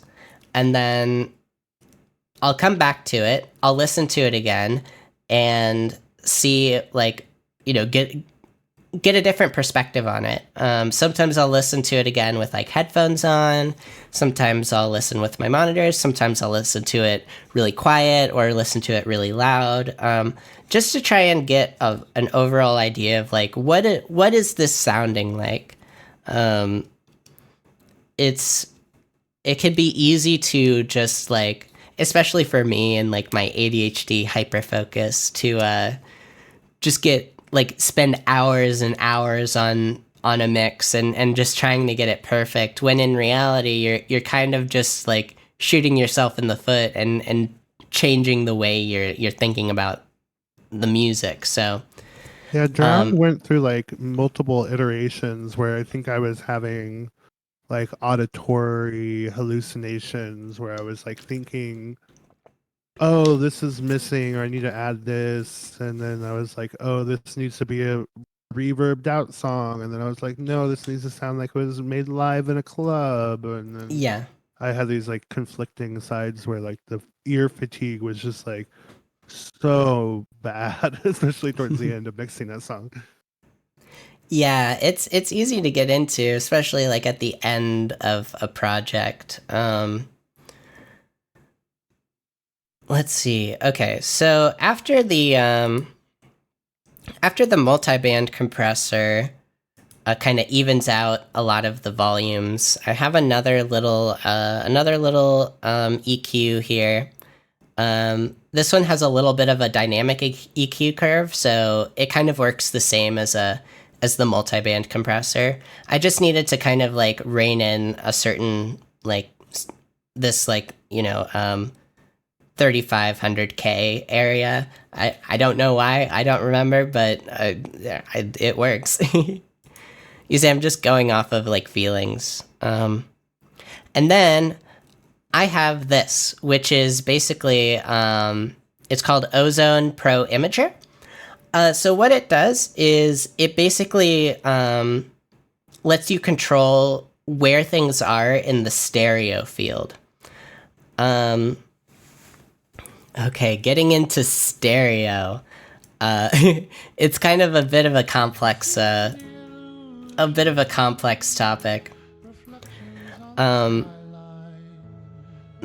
what I did was I tried to make sure that the very low end, so like, oh, I guess I had it everywhere from 258 lower, a lot more mono, a lot more in the center field, and then things that are a little higher up, so like this kind of 250 to 1K area, I expanded it just a little bit, I kept this area, the 1K to the 34K, pretty much the same.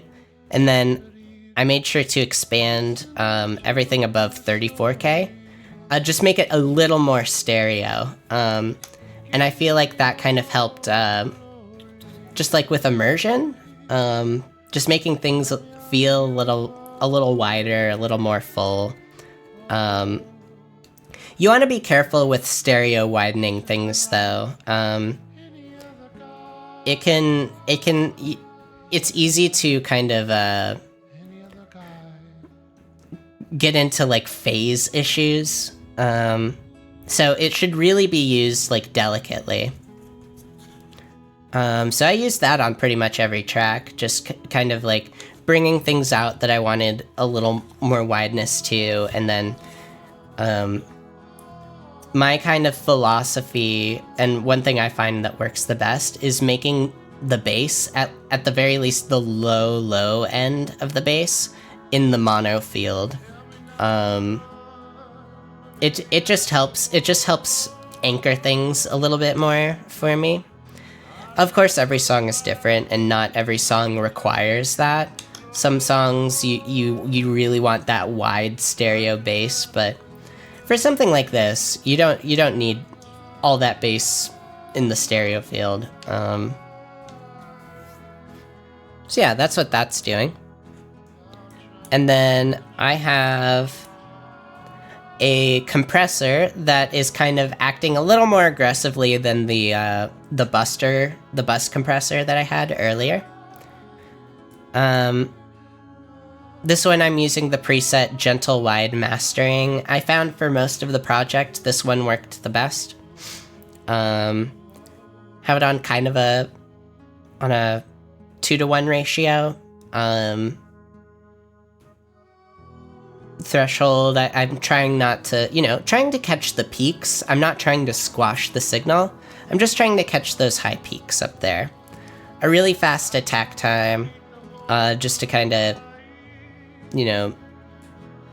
make sure, because it's very dynamic, right? It's a very dynamic album, which means there's a lot of difference between the loudest sounds and the quietest sounds. So having a faster attack kind of helps, like, rein in those kind of those really loud sounds, or those sudden loud sounds. So that's kind of a final step before the last step, which is the limiter.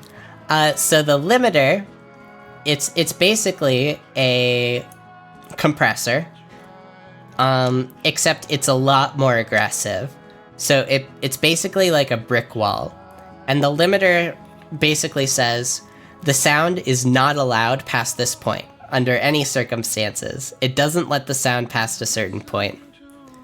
So I have it,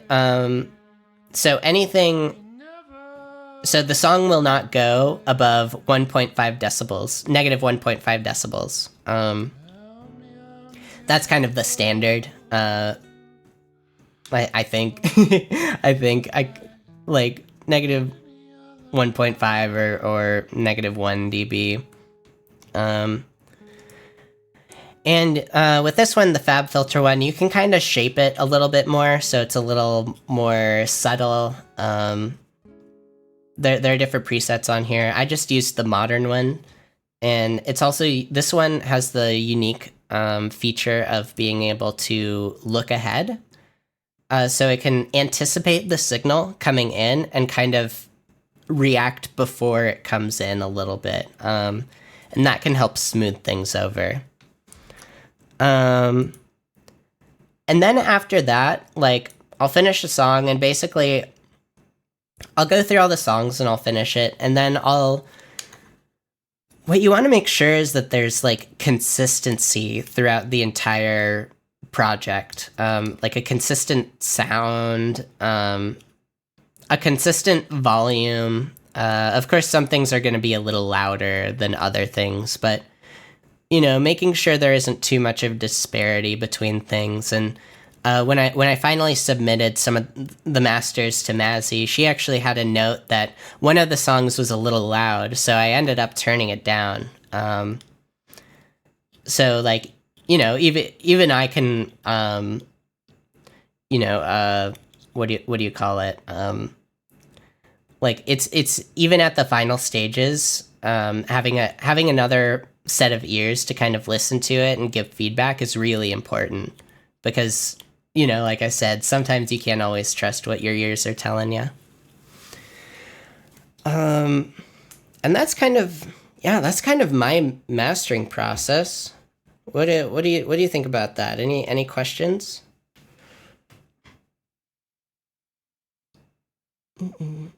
Rim State, I know you're a producer. Do you have any questions? It took me a while to.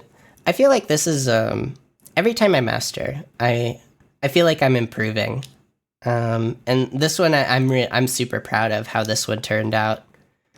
I feel like with some earlier projects, I was just like, I don't know what I'm doing, but I think this is how you're supposed to do it. Now I have a lot firmer grasp of like what it is I should be doing and what I should be aiming for.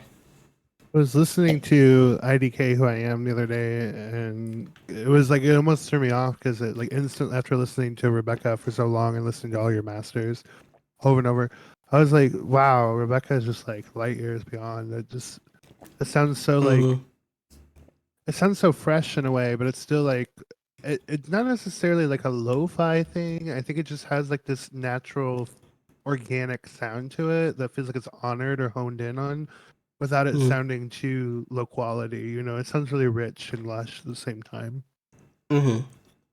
Yeah. I think let's see, Rimstate says the results are very transparent. You did a great job making sure it doesn't sound very mastered. Thank you. I appreciate it. Yeah, that's what I was going for. Honestly, like, if you don't notice the master, then I did my job right. That's how I feel about it. And kind of coming out of an era in pop music and popular music in general where you can kind of tell that music's kind of taking a turn to more organic sounds as opposed to, like, the overly sheen sound. Yeah, and I think that has a lot to do with, like, the way we consume music now. So, in the past, like when digital audio was coming to the forefront, there was this loudness war going on, especially with like CDs. So basically the idea was you wanted to things that are louder sound better to us. It is a well-studied cognitive bias that we have, and something that I need to be aware of when I'm mastering. If there's a plugin that I put on that boosts the volume even a little bit, I'll think it sounds better. That's just how our brains work. So if your song was louder than the song that came before it and the song that came after it, people are going to think it sounds better. That's basically how that worked. So producers at the time would push the limits of their music to be as loud as humanly possible, to the point where you just had a brick fucking wall. Like, you see, this is kind of a chart of like the dynamics, the loudness of the track. It would just be a brick fucking wall. Actually, I can bring in a track that kind of exemplifies that. Over My Head, Cable Cars. So you can see here, this is a early 2000s pop song, right in the middle of like the loudness wars. So this was all over the radio. I'm not going to play it for copyright reasons, but as you can see, it starts to ramp up and then it's just a brick fucking wall the entire time. I personally like that sound, but it can be a little fatiguing. So with streaming now, the way we consume music is a lot different. And also a lot of streaming services will automatically normalize the volumes. So it's automatically making songs the same volume. So all of a sudden, like, loudness is not as important anymore. So you're starting to find more songs that are introducing more dynamics into them, more contrast between the loudest sound and the lowest sound. That's how records used to work in the past. You know, you'll look at like, you know, old Zeppelin records, and they'll look a lot like this, you know, and this isn't even, this waveform here isn't the mastered waveform. This is the pre-master, but they'll look a lot like this. They'll be a lot quieter, a lot more dynamic, and that's kind of just how things sounded at that time. So definitely, like, the way we consume music plays a lot into, like, you know, the production styles and just like what music becomes popular. We're taking it back to the roots, Flora. Yeah. I like more dynamic music. It there's a part of me that really loves the brick wall. I love loud music. I love loud, abrasive music. But something about, like, having more dynamics, having, you know, it hits different. It literally hits different. It hits harder. It can hit harder. Because if you have if you have, like, a sound that is the same volume the entire way through, then it doesn't actually hit, right? So these snare hits don't really hit super hard, right? Because they're the same volume as everything else. But when you have something like this one here, right? This kind of sound,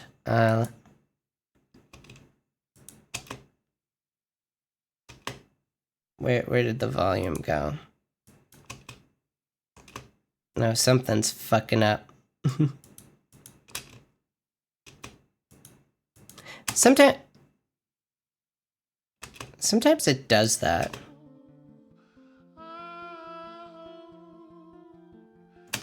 Yeah, so something like that, it sticks out a lot more because it's literally louder than the rest of the track. And that I feel like that has a lot of value to it.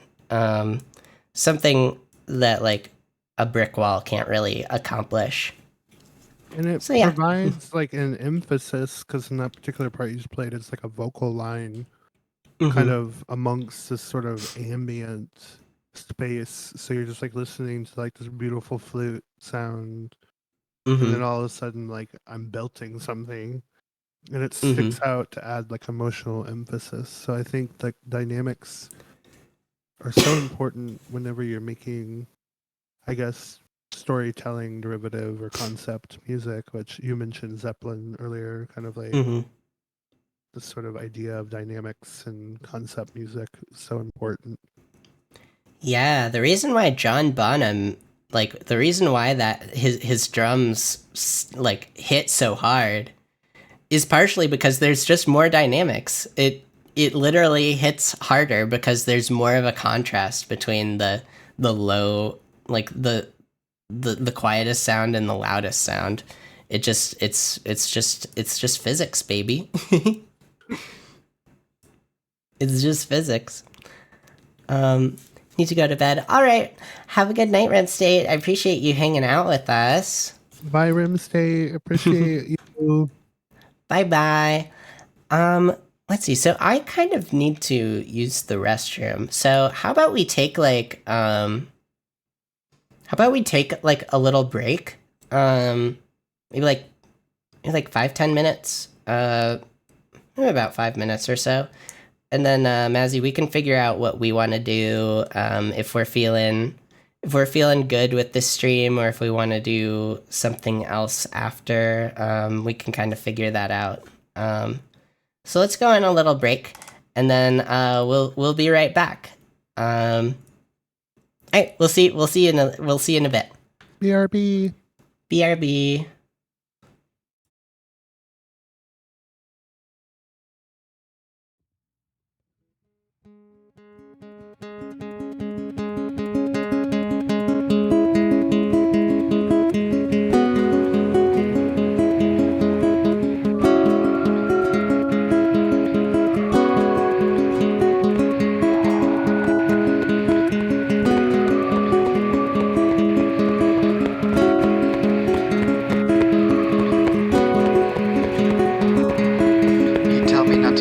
block. I thought maybe I could run or try to walk, but I knew I was just maybe a few blocks. I could last until then. Try not to try.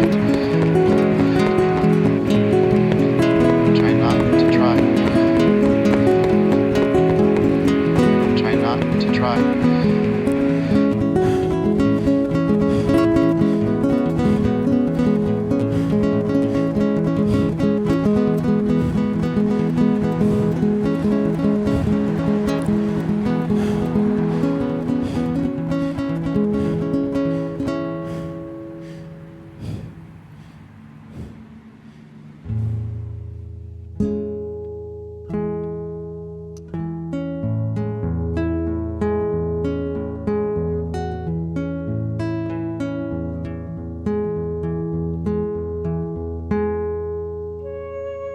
I saw stars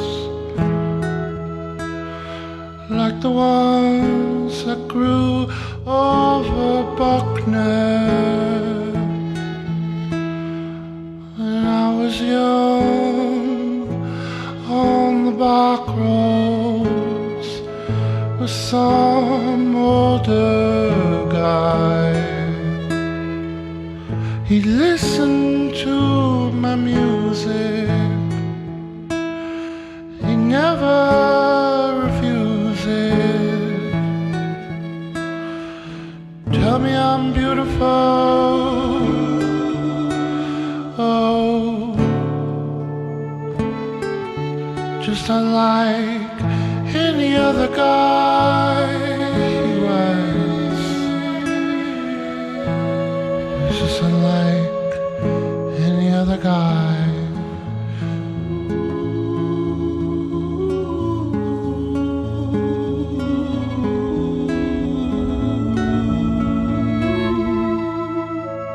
Flashing cars like the dreams that disintegrate.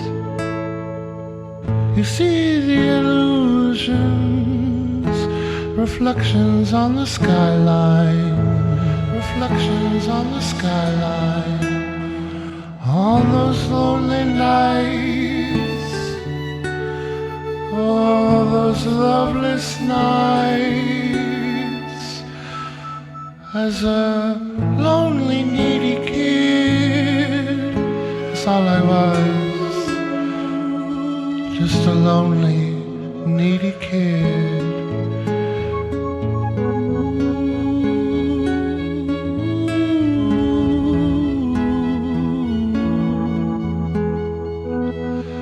But he'd listen to my stories. He'd give me all the glory. Thank you, baby. Tell me I'm beautiful. Oh, he's just unlike any other guy. He's just unlike any other guy.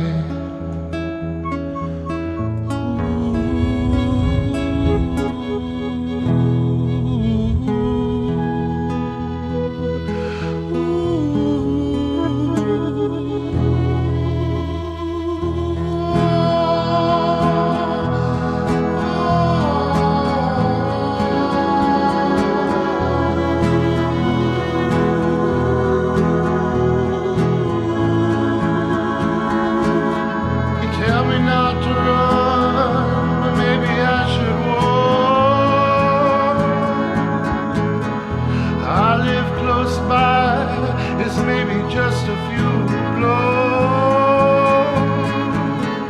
I could last until then, and I'll try not to try.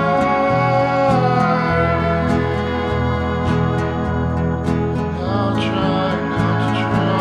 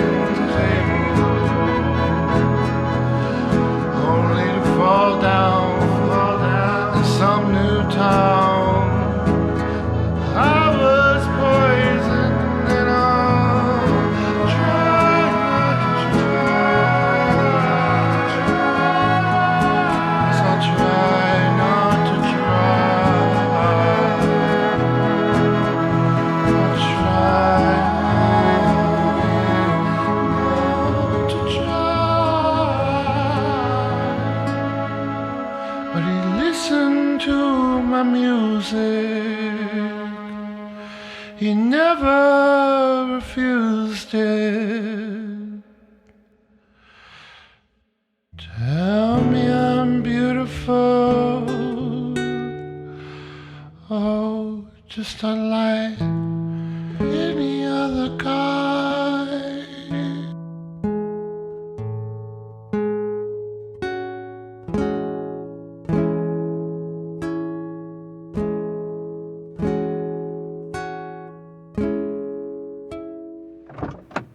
I remember so well when you drove home for the last time after we argued about Bob Dylan of all things.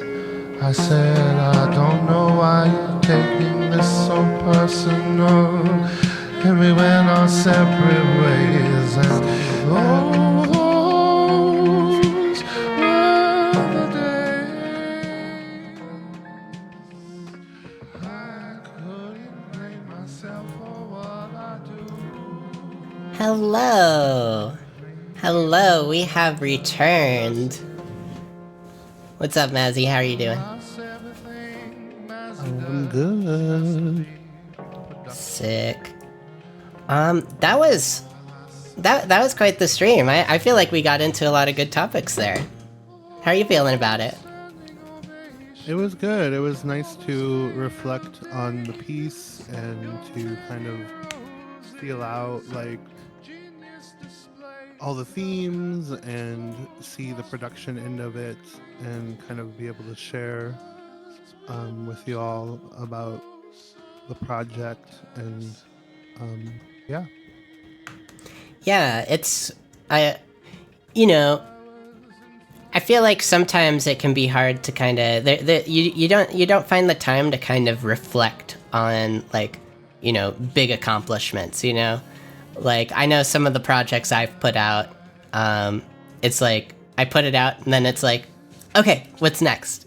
So being able to kind of sit down and be like, hey, what just happened there, can be really valuable.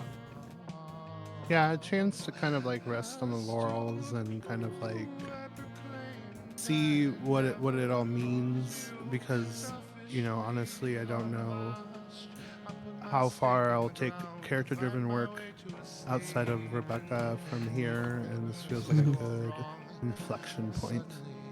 Yeah, that is like, what do you see yourself doing in like the immediate future? Any other songs in the works, or are you planning on taking a little break from recording? Definitely gonna take a break on recording. I have some bookings coming up and I want to focus on the curatorial side of things. I have a residency here in my hometown that I want to kind of dig my heels into, and collaborative projects that I want to see kind of grow. And I think my main immediate goal is to develop those projects, and it's always been my dream to kind of be a part of like a collaborative band. I have a project I'm working on with a few local people called Epiphany, and I want to see how that could potentially grow and kind of like do something to where like I'm not necessarily in the back seat, but I'm more of a player as opposed to like the main character. Mm-hmm. Gotcha. Yeah, I respect that. I think Rebecca, just as a whole, has been a very kind of like it seems like it's been a very kind of like reflective journey for you, and so I can understand kind of taking a little break from that and kind of moving on from it. Yeah. Yeah, it served its purpose for when I needed it, and I think that's the great thing that my child self gave me as like a writer. It was like knowing like when to enact certain parts of my creative response to the world and what happens in it. And I feel like Rebecca has kind of done its job for me therapeutically. Gotcha. Yeah. So I posted your Insta in the chat, but I think we're kind of winding things down here. Where can we find you? What, like, do you have anything you want to promote or, like, say before we hop off? Yeah, check out MXMRS. That's dot is in the punctuation mark. On any streaming platforms, you can also check out the Bandcamp link.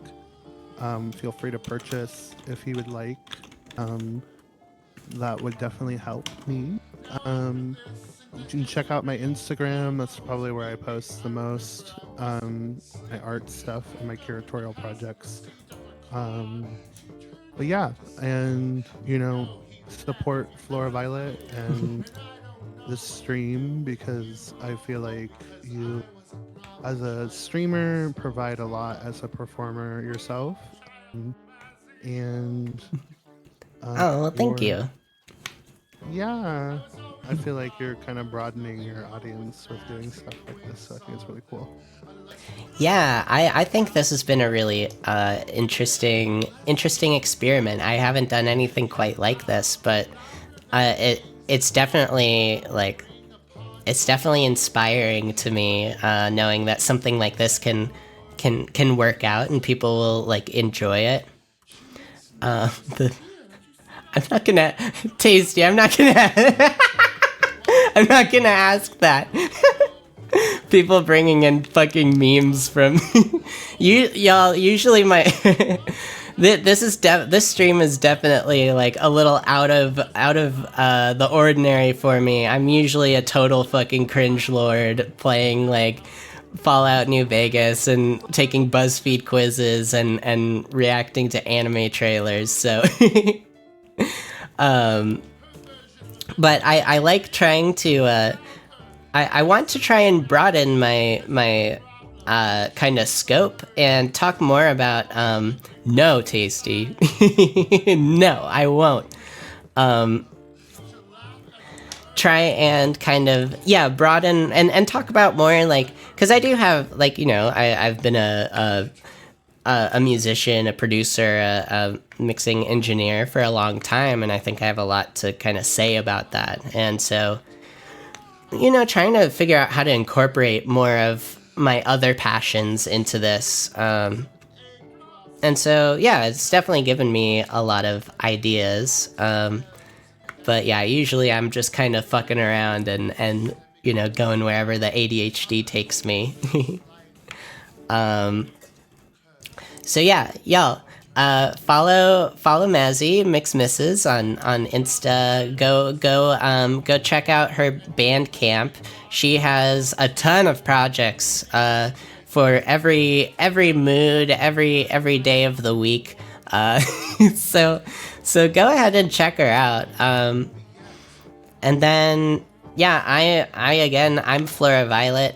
I'm a producer, but mostly now I'm an anime girl on the internet. I have let's see. My music is on Spotify too. I can post it on there if you want to check it out. I think that's how you spell Spotify. Yeah, there it is. There's my Spotify. I have a Discord if you want to join. I post memes in there and talk about kind of my progress with the stream and how things are going, and it's a fun time. I post videos on YouTube and TikTok, so if you're interested in that, hit me up. And that's about it for me. I think we've reached our natural conclusion. What do you think, Mazzy? I'm good if you're good. Awesome. Well, thanks y'all for being amazing. Thanks for chilling. Thanks for kind of being here and kind of supporting something a little bit different from the stream. I want to try and do more things kind of in this vein. So yeah, if you like it, let me know, and I'll do more. Maybe I'll talk to other musicians that I know. That might be fun.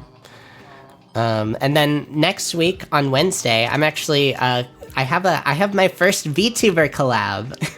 That's gonna be interesting. With Wafi. So yeah, I don't know exactly what we're doing, but yeah, look forward to that. Okay, y'all. Have a good night, everybody. And I'll see you probably on Monday. Yeah, on Monday. All right, peace, y'all. Bye bye.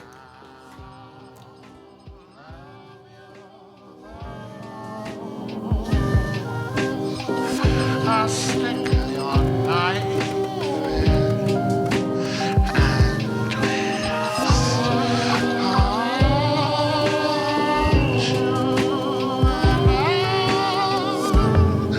Find you again. I'll never leave you. I'll be the ghost in all your daydreams, and I can't leave.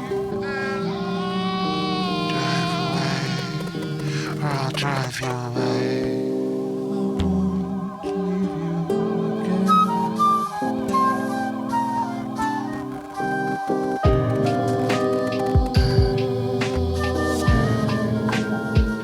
In my empty room, sunset my era, stop slowly slip away.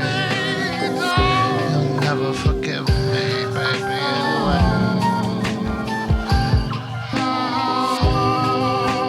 Hold me close, hold me as I bleed.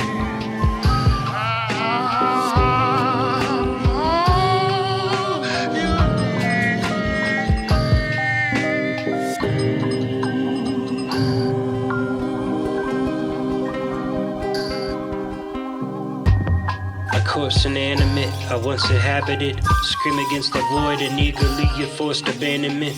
Seen and then received and then discarded like a rationing. Beg for my divinity, destroy me for the sacrilege. But if it's blood you want, it's yours, it will be written with.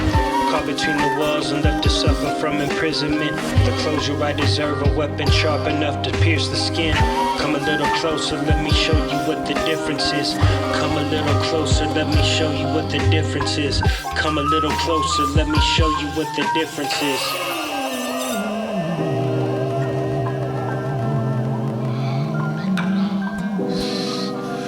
As I bleed out, stop wound, will always be there for you.